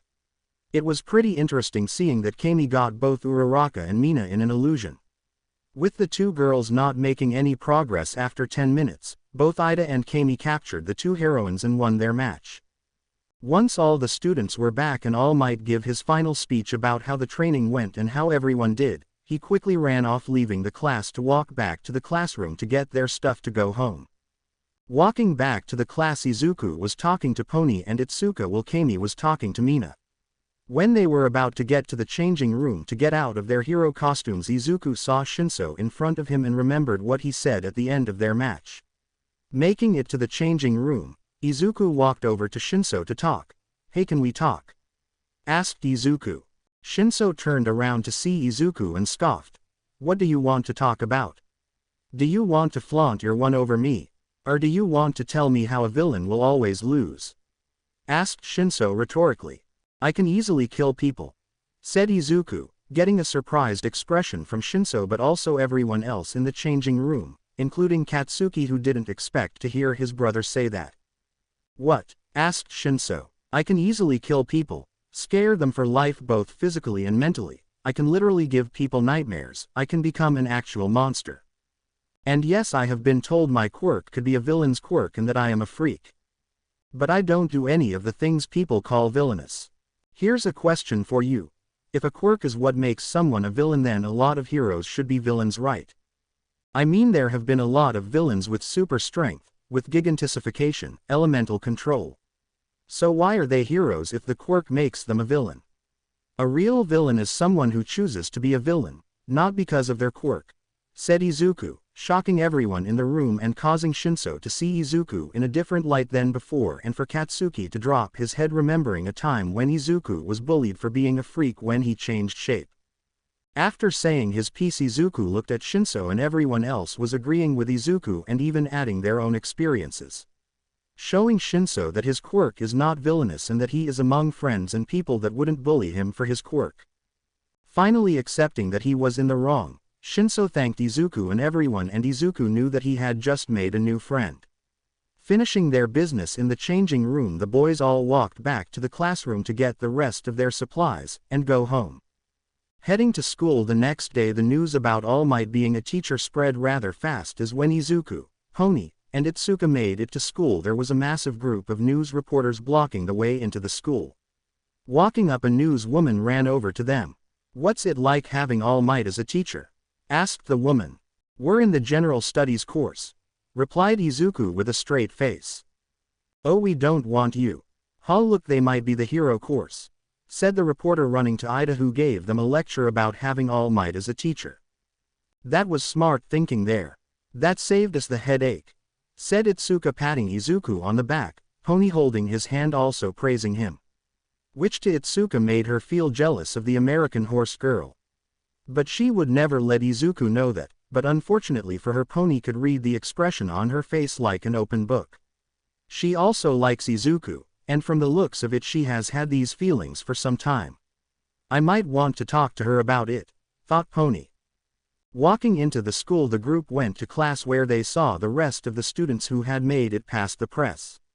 Once everyone was in the classroom and the bell rang, walked into the room and got the attention of the students. All right, we would normally have class today, but, said Aizawa as the class got scared they would get expelled. Today you will be picking a president and vice president of the class, said Aizawa. It's a normal school activity, said everyone, which then led to almost everyone raising their hands to volunteer for the position. Everyone is yelling that they want to be class president. Everyone, we need to do this democratically to decide on who should be the class president, said Ida, even though he had his hand raised the highest. Wouldn't everyone just vote for themselves though? Said Kaminari. Exactly. If someone here has gained the trust of people in only a couple days, then they should be the right person to lead, said Ida. After getting everyone to settle down, they all put their votes in and Ida tallied them up and wrote the names and points on the board, with Izuku and Momo getting the most points. Izuku, 5, Momo, 2. So by vote your class president and vice president are Izuku Midoriya and Momo Yaoyorozu, said Ida, with Izuku and Momo standing in front of the class. Looking at each other, Izuku smiled and went to tell the class thank you for voting for him. While Momo was thinking to herself about wanting to be the president. Once he was done, the rest of class went on like normal, until it was time for lunch. Heading to lunch, the Deku squad consisting of Izuku, Honi, Itsuka, Kami, Shinso, and Katsuki. They all got food and started talking about how Izuku was now their class president. Congratulations on becoming the class president. I knew you would be the best choice, said Pony, giving Izuku a hug. So we know who voted for Izuku. Who else voted for Izuku other than me and Pony? Said Itsuka, with Izuku looking at the two girls in shock that they voted for him. I did, obviously. Our little green machine is the best choice in my opinion, said Kami, eating her food seductively, looking at Izuku. Izuku just blushing and looking away, with Pony noticing how Kami is looking and acting around Izuku, knowing that she has to talk to Kami as well as Itsuka. Well, now we know all who voted for Izuku, with the 3 girls, me and Izuku, that's 5 votes, said Shinso. But I didn't vote for myself, said Izuku, getting a shocked face from everyone. Wait, if you didn't vote for yourself, then who did? Asked Itsuka. I did, said Katsuki, with everyone at the table not believing him. Sorry, but I don't believe you. You had a vote to your name and you wanted to be president just as bad as Ida, and you're telling me that you voted for Izuku, said Itsuka. That would be me. I voted for Kachan, said Izuku, getting everyone to look back at him. I know that Kachan can be a little extra at times, but he has a good head on his shoulders and he is a natural leader, said Izuku. As the group was about to ask Izuku what he was talking about, a loud alarm went off, scaring everyone and sending everyone into a panic. People were running to the doors, but the class of 1A had no idea of what was going on. As Izuku was looking around, Katsuki grabbed an upper-class man to ask what was going on. Hey senior bastard, what the hell is going on? Asked Katsuki. It's a security breach. Someone has gotten past the UA wall. This hasn't happened the entire time I have been here, said the upperclassman before running off into the crowd of students. With everyone pushing and shoving, it was hard to get through the horde of students and everyone was getting pushed. Itsuka was being pushed against the wall, while Katsuki was trying to help her. Kami and Pony were together and they were about to get knocked over when Izuku got in the people's way and stopped them. Getting mad, Izuku looked around and saw the window and looked out just to see the media. This pissed Izuku off to see that everyone was going crazy because of the media and that his friends and mate were getting hurt. Knowing he needed to get everyone to stop, looking up to the door he saw a sign and got an idea. Kami, make sure you and Pony are okay. I will be right back, said Izuku as he changed into a small fly and made his way to the sign. Changing back to his human form on the sign, he took a deep breath before releasing a massive roar of a lion, the one animal that everyone has heard and the roar that demands respect. Freezing everyone in place and getting their attention, Izuku yelled that it was just the media and for everyone to calm down. Once everyone was settled down, Izuku made his way down and got back to the others. Once he made it, Pony tackled him with a hug, and Itsuka and Kami were not far behind. They were happy that the problem was solved. As Mr. Aizawa and Present Mike were getting the rest of the reporters out when they saw the gate to Ua, or what was left of it. The gate was just gone, like it was just removed from the wall itself. Powerloader and Nezu were looking at the wall with the other 2 teachers and they were wondering how that happened. No reporter could or would do this. So the thoughts on their minds was, who did this? Getting back to the class, everyone was talking about the alarm and how Izuku got everyone to stop. Alright everyone, after seeing the results of the alarm going off and how you all acted, I would like to say that Izuku has demonstrated what it means to be a leader and to take charge. I know your Quirk has a natural sense that makes you want to be the alpha and to defend what is yours. So be the class president and defend your class, said Mr. Aizawa, scaring the class with how nice he is being. Will do, sir, said Izuku with pride in his chest. Once the alarm issue was solved and the class got back into the swing of things, the end of the day was coming fast. With the class ending and people going home, Izuku was about to finish packing his stuff when Momo walked over and got his attention. What can I do for you? Asked Izuku. I would like to talk to you about some of the president and vice president jobs and other class-related matters, said Momo. Nodding his head, Izuku stayed behind with Momo and talked about their class jobs, getting each other's phone numbers to keep in contact just in case, and about setting up a class group chat. Once everything was done, it was night time and the street lights were all that lit the way.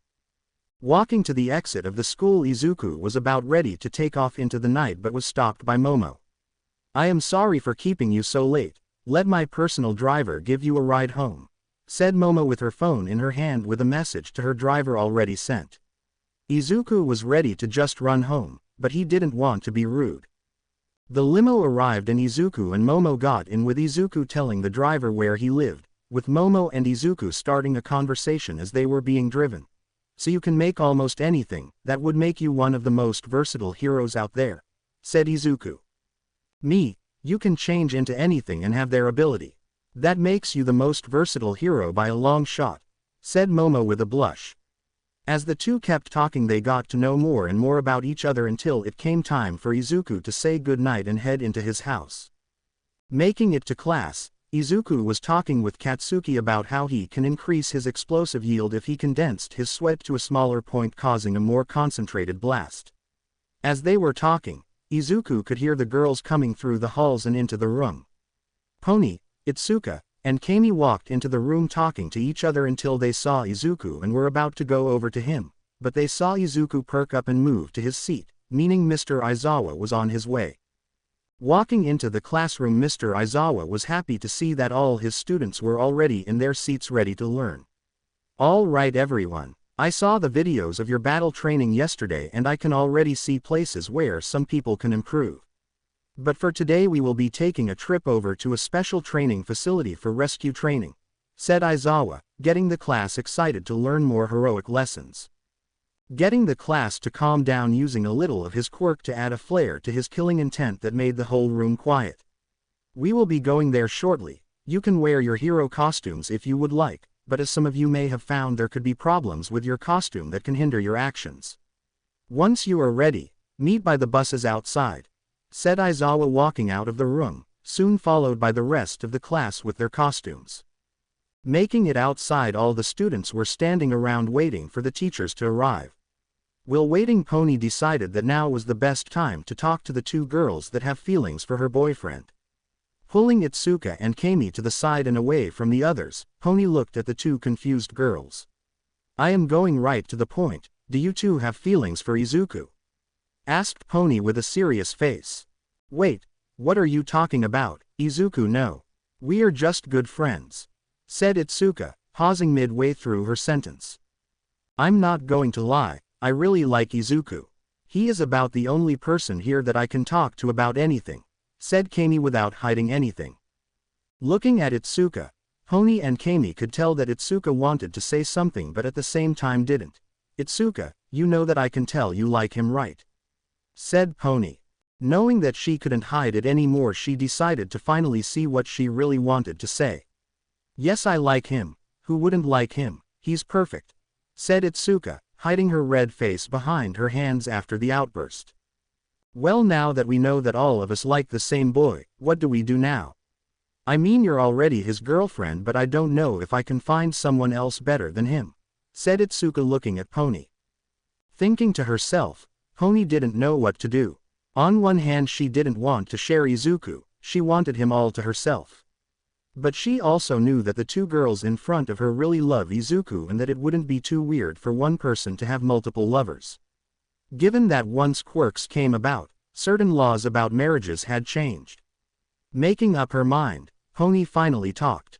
"If it is okay with you two, I wouldn't mind sharing him. But I have some rules if we are to share him. 1. None of us can hog his attention. 2. We will not force Izuku to do anything he doesn't want to do. Finally 3. If Izuku doesn't agree to this, we will respect his wishes," said Pony to the two girls. With two very fast yeses from the girl, Pony had her answer and now had to tell Izuku and see his reaction. Walking over to said boy, Pony was about to get his attention when the teachers arrived and had everyone get on the bus. As they were getting on, Izuku could see that Ida wanted to say something, but once they were on the bus, whatever thoughts Ida had died. Sitting between Katsuki and Pony, Izuku was thinking about the training and what kind of rescues they will be doing.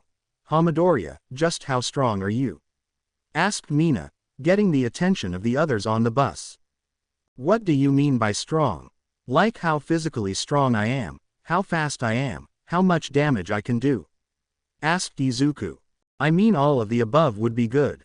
Given that it seems you can do just about anything," said Kirishima, with others agreeing. "I can't do everything. If I die, there is no coming back from the ashes. I can't bring people back from the dead. And I can't control the elements. Even I have my limits," said Izuku, surprising his classmates with what he said. "Oh yeah, that reminds me.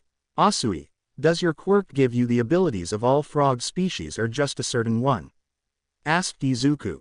Call me Sue, and I don't know. I only know of the abilities I have so far, said Suyu. Interesting. I only asked because if you had the abilities of all frog species, you would be a very versatile hero, said Izuku, causing Suyu to blush a little. Unknown to the green-haired boy, there were 3 girls glaring at him with an aura of jealousy around them. There was also another girl who didn't know what she was feeling, just that seeing Izuku making another girl blush made her feel weird. Pulling up to the training facility, the whole class exited the bus, but instead of seeing just a massive building they also saw a whole other class there. Seeing their sister class, everyone was interested to see the other class. Also, we have the class that is supposed to be so much better than us, and look, they are arriving late. How are you supposed to be better than us if, said a blonde-haired boy before he was knocked out by a black-haired boy in a Chinese-style costume. Hearing a voice coming from the side, the class looked over, seeing a green-haired girl in a purple skin-tight suit. Sorry for him, he can be a little extra at times. Let me introduce myself. My name is Setsuna Tokage, class president of Class 1B. Nice to meet all of you, said Setsuna. Hearing the sound of someone running to them, Class 1A saw the black-haired student that knocked out the blonde-haired student making his way to them. Huh. Sorry for not introducing myself, I had to deal with Monoma. Name's Hiryu Rin, Class 1B Vice President, pleasure to meet you all, said Rin. Taking a step forward, Izuku introduced himself. Nice to meet you too. I am Izuku Midoriya, Class 1A's president. I look forward to having class with you, said Izuku with a big smile on his face. Getting a similar smile from Rin and a little blush on Setsuna as she also smiled.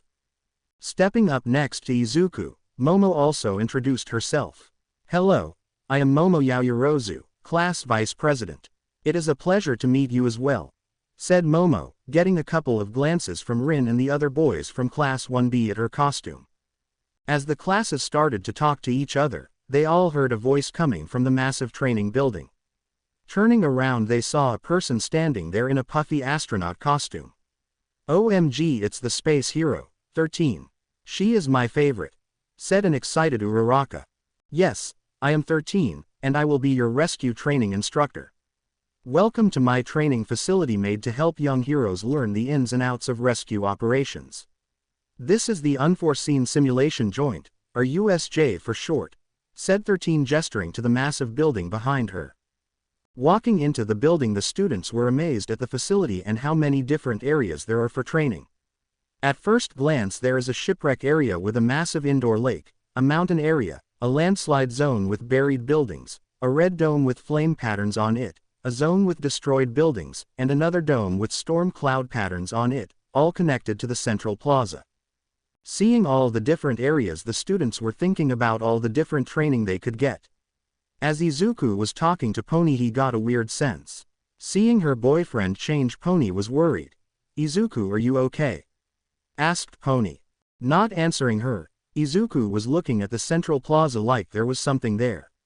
Before he could tell Pony that he was okay, a dark purple portal opened up. Seeing this, Izuku warned Aizawa and the other teachers. As the portal grows, a hand comes out of it, followed by a pale-skinned man with severed hands covering his body, with dozens of others following out of the portal behind him. Seeing this, all the students were freaked out at the amount of people coming out of the portal. Is this part of the training? Asked Kirishima. No, these are villains, said Aizawa, pulling his goggles up, with Vlad King, Class 1B's teacher, right next to him. Izuku was about to ask if he could help, but then he got a bad feeling. Looking to the portal, he saw a large dark-skinned creature come through with a bird beak and an exposed brain. Seeing this creature, Izuku's instincts were going crazy, like a predator had just entered his home. Mr. Aizawa, that thing, it's not human, it's some kind of monster, said Izuku, pointing at the dark bird creature. What do you mean by that? Asked Aizawa, confused by how Izuku was acting. It scares me, said Izuku. Hearing this, Aizawa was on edge. Knowing that Izuku was not scared easily, given that he has apex predators in his arsenal and that he was never affected by his killing intent, made him worried that whatever it was, it could be dangerous. Seeing his teacher worried about him, Izuku used his quirk to make him have the mentality of the honey badger, eliminating his fear. "Sir, what should we do?" asked Izuku. "Protect your classmates and get out of here. 13 Protect the students as well," said Aizawa as he and Vlad King jumped down the stairs to start fighting the villains. "You heard your teacher. Make your way to the door and exit the facility now," said 13. Making their way to the door, the two classes were stopped by a mist villain that had the same appearance as the portal that brought the villains to the facility. "I am sorry to say, but none of you will be leaving. We can't let you go and warn the other heroes, even if your primary target isn't here. We can still take out 3 heroes and 2 whole classes of students, that might get All Might here," said the mist villain. "You won't be hurting anyone today," said 13, getting in front of the students and opening one of the ports on her finger, about to use her quirk, but had to stop when 4 students lunged at the villain. "What are you doing? Get out of the way!" yelled 13 as the villain was unharmed by the attacks, spreading his body out around the other students. Sensing danger, Izuku pushed Pony away from the mist as it swallowed him and others up. Once the mist went away, there were a large number of students missing, including Izuku. Seeing her boyfriend just disappear, Pony was frozen. Darkness was all Izuku saw after pushing Pony away. Then he felt a sense of movement until he was forced out of the darkness right into a fall. Looking around, Izuku saw he was falling from the sky. Looking down, he saw the water of the shipwreck zone. Bracing for impact, Izuku hit the water. Growing gills and fins, Izuku started swimming around and saw Setsuna hit the water and start swimming to the surface. Making his way to her, he felt a disturbance in the water. Looking down a little, Izuku saw a shark-like villain coming toward Setsuna. Swimming to the surface, Setsuna was trying to get out of the water and back to help her class. Looking around, she could see a villain that looked like a humanoid shark coming right at her. Not seeing an option to escape, Setsuna prepared to fight the best she could, but right before the villain could bite her, he was struck by a massive orca tail. Looking to where the tail came from, Setsuna saw Izuku swimming there, making sure the villain was unconscious. Looking to Setsuna, Izuku grabbed her and swam her and himself to the surface fast so that Setsuna could get a breath of air. Making it to the surface, Izuku could see the shipwreck and made his way to the ship and helped the girl on, also meeting Sue on the ship. "Thank you, Midoriya, you saved me," said Setsuna to Izuku, who climbed onto the ship and changed back to normal. "It's no problem. But there is a situation. We are surrounded," said Izuku, and indeed they were surrounded by a couple dozen villains in the water. Taking a second to try and think of something, the 3 students waited to make a choice. "All right, we need to do something. At the moment they don't know what we can do, so they are not attacking, but soon they will try something, and we need to be ready," said Izuku to the girls. "Well, I guess we can start with quirks, given that you guys are classmates. I am guessing that you already know each other's quirks, but I don't. I can start. My quirk is called Lizard Tail Splitter. It allows me to separate my body into pieces that I can control and move around freely," said Setsuna. "That's useful. My quirk is simple. I have the treats of a frog. Increase jump distance, long tongue, climbing. Hero," said Tsuyu. Pushing his desire to know more about the girl's quirks, Izuku went next. "My quirk is called Animal Kingdom. I can change into any animal or insect that is or has lived on this earth. I can freely change individual parts of my body to anything I want. I can have 3 changes before I start feeling pain," said Izuku. "Wait, any creature. Can he turn into a dinosaur? I need to ask him after this situation subsides," thought Setsuna. As they were talking, a villain attacked the boat and cut it in half, causing the ship to start sinking. Seeing the boat sinking, the villains prepared to attack the students. The students were not faring so well. Seeing the ship sinking, Izuku got an idea to beat the villains. "I got an idea, so I need you to take Setsuna and jump as high as you can and stay as far away from the water as possible," said Izuku. "Wait, what about you? What are you going to do?" asked Setsuna. "I am going to electrocute the water and shock them," said Izuku. Hearing what Izuku said, the girls realized that he was telling them to stay away to keep them safe. Grabbing Tsuyu, Setsuna split her body and started to float upward with Tsuyu. With a strong kick, both girls were sent into the air and away from the ship. Seeing the girls getting away, Izuku turned to the water and had a grin on his face. This should be fun to see what I can do to villains. Jumping into the water, the villains were a little surprised to see the student jump into the water with them. Before they could try anything, Izuku's skin changed and an electrical discharge went off, shocking all the villains. Looking around after discharging the electricity, Izuku saw that the villains were all knocked out from the shock. Good, I didn't know if I could make enough electricity to knock all of them out. But it seems it took a lot out of me to do that, said Izuku out loud, catching his breath. Izuku, are you okay? Hiro, Tsuyu asked, floating down with Setsuna. Yeah, I'm okay, just a little tired, but I will be okay in a minute, said Izuku. Once Izuku got his breath back, he made his way to the shore with the girls to get out of the shipwreck area. Making it to the shore, the teens were terrified at the sight in front of them. Oh my god, no no no no no. This can't be happening, said Setsuna, covering her mouth with her hands and having a look of fear on her face. Ruin zone. Couple minutes earlier. You're dead, kid, yelled a villain before having a hand slammed on his face, stopping him mid-attack, then being exploded in the face.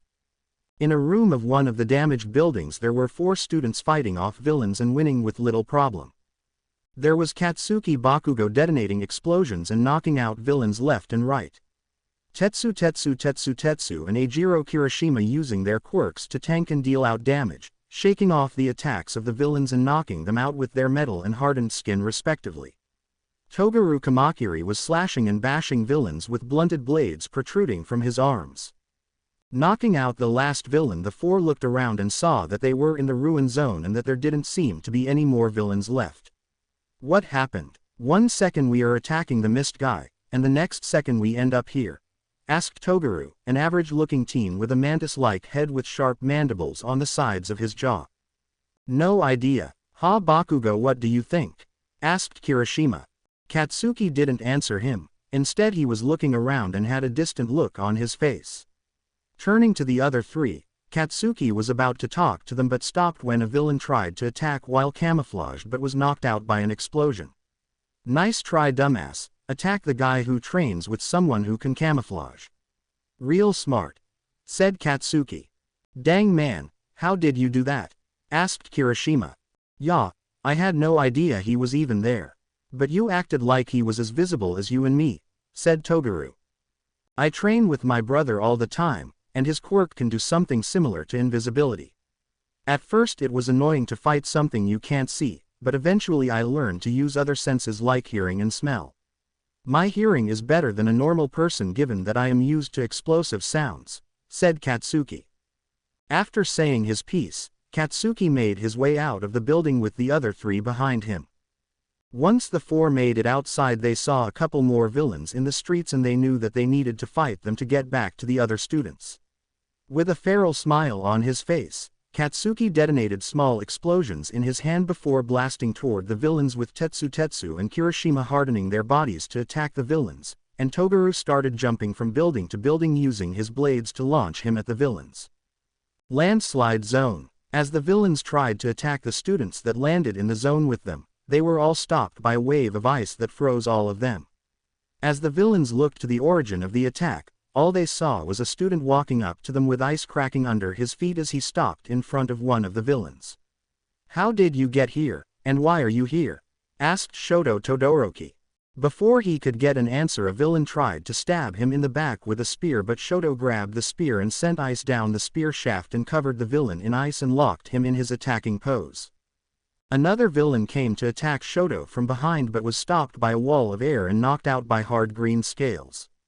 Turning to the people that just saved him from the villain, Shoto saw Rin standing there with green scales on his arms and another student next to him. Kosei Saburaba is the other student with the 2 and his quirk allows him to solidify air that he breathes out. Turning to the still frozen villains, Shoto risked his question. How did you get here, and why are you here?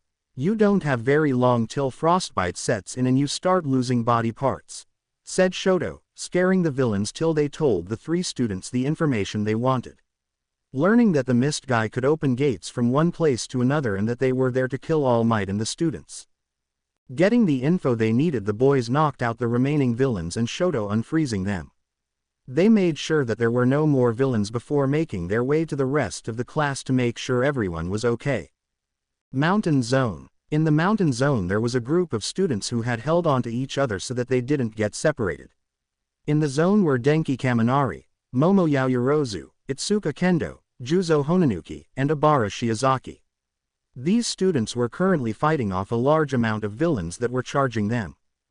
Itsuka was knocking villains out left and right using her knowledge of martial arts and her quirk. Enlarging her hands to bash villains away and her flexibility to dodge attacks and counter-attack.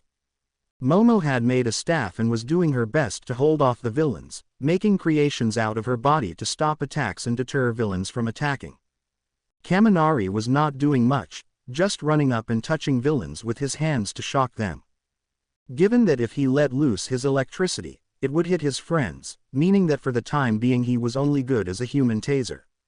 Juzo was using his quirk to sink into the ground and then emerge behind villains and knock them out or pull them under the earth before solidifying the earth back to its original state. Finally, Abara was in a praying position as her hair-like vines attacked and defended her from the villains around her. As the students fought off the villains, they were starting to feel fatigue and exhaustion setting in. To them it felt like a never-ending wave of villains, and if this keeps up they won't last much longer. They had to come up with a plan quickly, because people like Abara and Denki were having trouble with the villains over time. With Abara not having an infinite amount of vines and Denki only being able to discharge so much electricity before it starts hurting his teammates. Trying to think of a plan, Momo was coming up blank for the first time in her life. Blocking an attack from a villain with her staff, Momo looked over to see that the others were holding but that they were being pushed into a corner.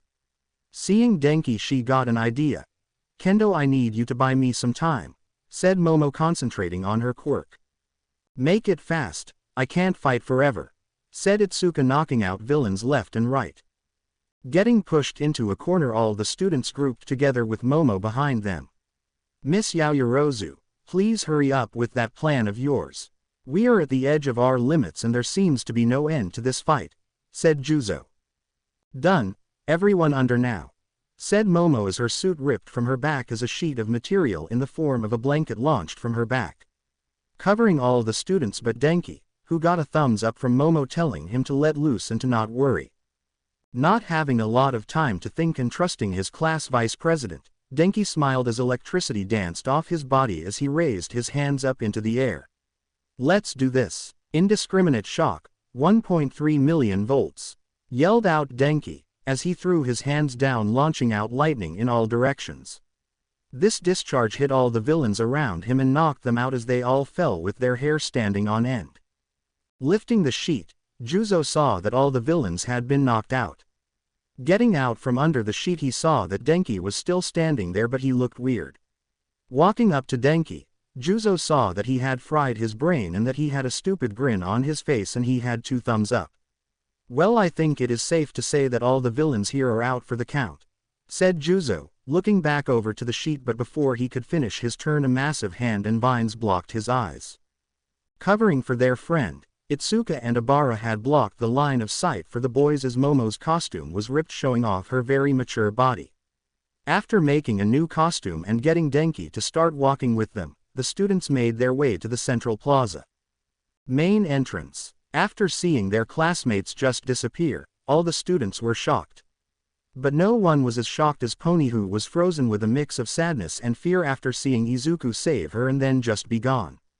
She was stuck there as the rest of the remaining students composed themselves. Seeing the mist villain starting to reform, the other students prepared themselves for the next attack while trying to come up with a plan.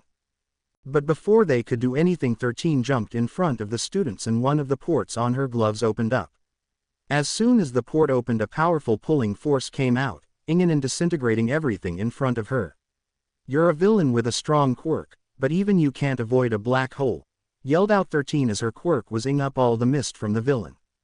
As the mist villain was being ed in and disintegrated by the black hole, a small amount of the mist gathered and a portal opened, allowing the pulling force of the black hole to go through the portal. Before any of the students could warn 13, a portal opened behind her and had her own quirk used against her.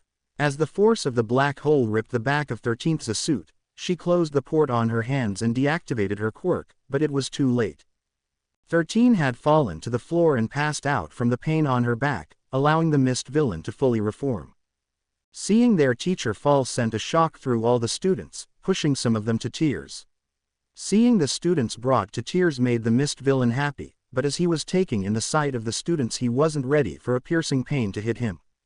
Looking down at his side he saw a horn sticking in his body. Looking to where the horn came from he saw a blonde girl pointing her horns at him with tears rolling down her face. "Bring him back," said Pony. Hearing what the girl said, the mist villain was confused by what the girl was asking. "Give me Izuku back," yelled out Pony, launching a massive amount of horns at the villain. With Pony making a distraction that gave the remaining students time to compose themselves and come up with a plan. Knowing that they need to get more teachers, the remaining students came up with the plan to get Ida and Jirota outside the U.S.J. and to get back to the main campus building. With Pony distracting the villain and the other students adding in their own help to stop the villain from stopping the two from making their way to the main campus. Seeing that the students were trying to leave, the mist villain tried to make his way to them to stop them. Opening a portal and sending the horns back at Pony, but they were stopped by a small rock that changed into a boulder. Looking over at the other students, the mist villain saw that some rocks were flying towards him with a purple aura around them, and right before they hit him they grew to a massive size. Making the villain stop his pursuit of the two students, both remaining classes helped each other keep the villain in his place as Ida and Jirota pried the door open. They were finally able to open the doors as the other students were holding the mist villain back. Making it outside, Ida's engines roared to life with blue flames blasting out, and Jirota transformed into his beast form and sprinted down the street with Ida right next to him. Seeing that he failed his job, the mist villain disappeared. Seeing that the threat was gone, the students went to check on 13, and seeing that the only person that could bring back Izuku was gone, Pony was devastated. That was until a tentacle tapped her shoulder. Turning around she could see it was Shoji trying to get her attention. "Don't worry about Midoriya, I used my quirk and I could see him land in the shipwreck zone," said Shoji pointing towards the shipwreck area. Hearing that her boyfriend was still alive and in the building made Pony happy and stopped her crying. After the students got 13 injuries treated the best they could, they looked out at the other areas and had Shoji use his quirk to see if he could find the others and to see what their situations are like. Learning where some people were and seeing that some were making their way to the central plaza where the two teachers were still fighting. Back with Izuku, seeing the sight in front of him almost sent him into a rage-filled state, holding back the best he could. Tsuyu and Setsuna were on the verge of tears after seeing their teachers in the states they were in. Tsuyu was frozen with a blank face and tears pushing at her eyes. Setsuna had her hand over her mouth as tears had started rolling down her face. She started to close in on herself, taking a small step back from the sight. Setsuna had grabbed onto Izuku's costume, unaware that she was doing this. Both teachers had been beaten to the ground, with Vlad King having a lot of blood on his body and a broken leg. Aizawa was being held down by the massive black creature that Izuku saw. Aizawa had a broken arm and a massive gash on his head. The massive creature was holding their teacher on the ground as the person with hands all over him was talking to him about killing All Might, and how the creature that was on top of him was made to kill the symbol of peace. As the three students were watching this and could hear the plan of the villain, the two girls were not ready to experience a wave of killing intent that came from Izuku. Both girls looked up at Izuku's face and what they saw scared them. The normally kind and joking boy they knew was not there. Instead they saw Izuku with his red eyes blazing, his teeth sharpening, and a low threatening growl coming from him. Both girls were scared, but only one of them knew that she had to stop her classmate from doing something. Tsuyu, having the abilities of a frog, made her have the senses of the animal as well, so she could tell that Izuku was ready to fight the creature in front of him. Stepping in front of Izuku, Tsuyu put her hand on his chest like she was trying to push him back. "Izuku, you need to calm down, you can't fight that thing. I know you're strong, but that thing is apparently made to fight All Might. Please stop," Hiro said. Tsuyu tried her best to stop Izuku. Setsuna also tried to help hold back Izuku, but before Izuku could move they all heard someone yelling, Looking to the origin, they all saw Melissa charging at the black beast with yellow lightning dancing off her body. As Melissa punched the beast, a gust of massive wind came from the hit. As the wind cleared, Izuku and the others saw that the hit Melissa used sent the beast a few feet away but had no other damage. Seeing a chance, Izuku dashed in and grabbed Aizawa and got him away from the fighting. Handing his teacher to the two girls, Izuku told the girls to get their teacher to the top of the stairs and get him help. Before the girls could stop him, he was gone. Appearing next to Melissa, Izuku was ready to fight. "I would ask if you are okay, but I don't see any injuries on you, so I will ask the better question. How do you want to fight this thing?" asked Izuku. "Good to see you are doing okay as well, and yes, I have no serious injuries. I came from the downpour zone and got some of our classmates to go back to the stairs with the others. But to answer your question, we need to hold the villains back so that the rest of our classmates can make their way to the stairs," said Melissa. "So you noticed them as well? I could smell them once they got close. But from what I have seen, this thing is strong," said Izuku. Seeing that the hand villain was getting angry and that there were still some villains left that Vlad King and Aizawa didn't knock out, Izuku knew that this was going to be a massive battle. Noticing that Itsuka and Juzo were getting Vlad King out of the area, gave Izuku a calm state of mind, knowing that he wouldn't have to protect his teachers. Hearing the hand villain tell the others to kill himself and Melissa, made Izuku mad. Changing his arms muscles to mantis shrimp muscles to increase his punching power, and his legs into desert locust legs for jumping and kicking power, and to finish off his changes he also grows his pangolin plates for armor. Seeing her classmate change, Melissa knew that she was about to see how strong her classmate really is, fighting villains for real. Seeing the villains charge at them, Melissa and Izuku charged into the fight. With Melissa powering up with lightning coming from her body, and Izuku yelling out with a roar of fury. Launching off the ground with his powerful legs, Izuku proceeds to kick the crap out of the villains, launching from one villain to another with his locust legs. Melissa was dashing from villain to villain, knocking them out with her enhanced strength and speed. The two student heroes were fighting, the others made their way to the stairs and back to the rest of their class. With Itsuka telling Pony what Izuku was doing, Pony told her that they already had people ready to help the injured teacher. As the two classes were talking, they weren't ready for their classmate Melissa to go flying into the wall behind them. Seeing Melissa trying to pull herself out of the wall, the students turned to the central plaza and saw Izuku holding back the black beast's massive hand. As the massive beast was pushing down on him, Izuku had changed his muscles and legs back to normal before making him as strong as a Hercules beetle. Holding the arms back that were about to crush him, Izuku looked at the hand villain and mist villain with rage in his eyes. Feeling his legs giving out, Izuku changed into a fly and got away from the black beast before turning back to normal. "You think you can beat my Nomu? You're joking if you think you can beat him. He was made just for me, to kill All Might, and nothing you do will stop that," said the hand villain. "Wait, kill All Might? This thing was made to kill him. What does he mean by made? Is that thing not a person?" Thought Izuku saw the Nomu just stand there as the hand villain monologues about why they were there, and how this is the place that All Might dies. Not taking any chances, Izuku used the villain's distracted state to come up with an idea. Before he could do anything though, a yellow flash went past him. Melissa charged the villain with a yellow aura around her hand that she was about to use on the villain. But before the attack landed, the Nomu stepped in front of the hand villain and took the attack instead. With no damage taken and no show of pain, the Nomu just stood there. "You think an attack like that would work? Nomu was made to fight All Might. My Nomu has shock absorption.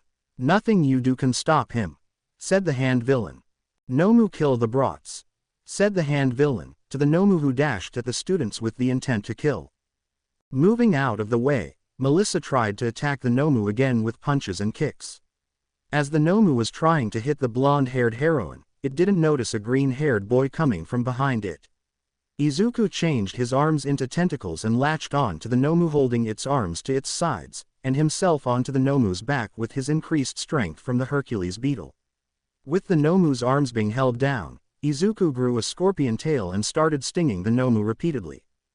After about 10 stings, the Nomu was starting to feel the toxin in its system. Seeing that the Nomu was starting to fall, the hand villain was starting to scratch his neck and yelling out in a childish tantrum, before yelling at the Nomu to kill the green hair boy who was trying to steal his toy.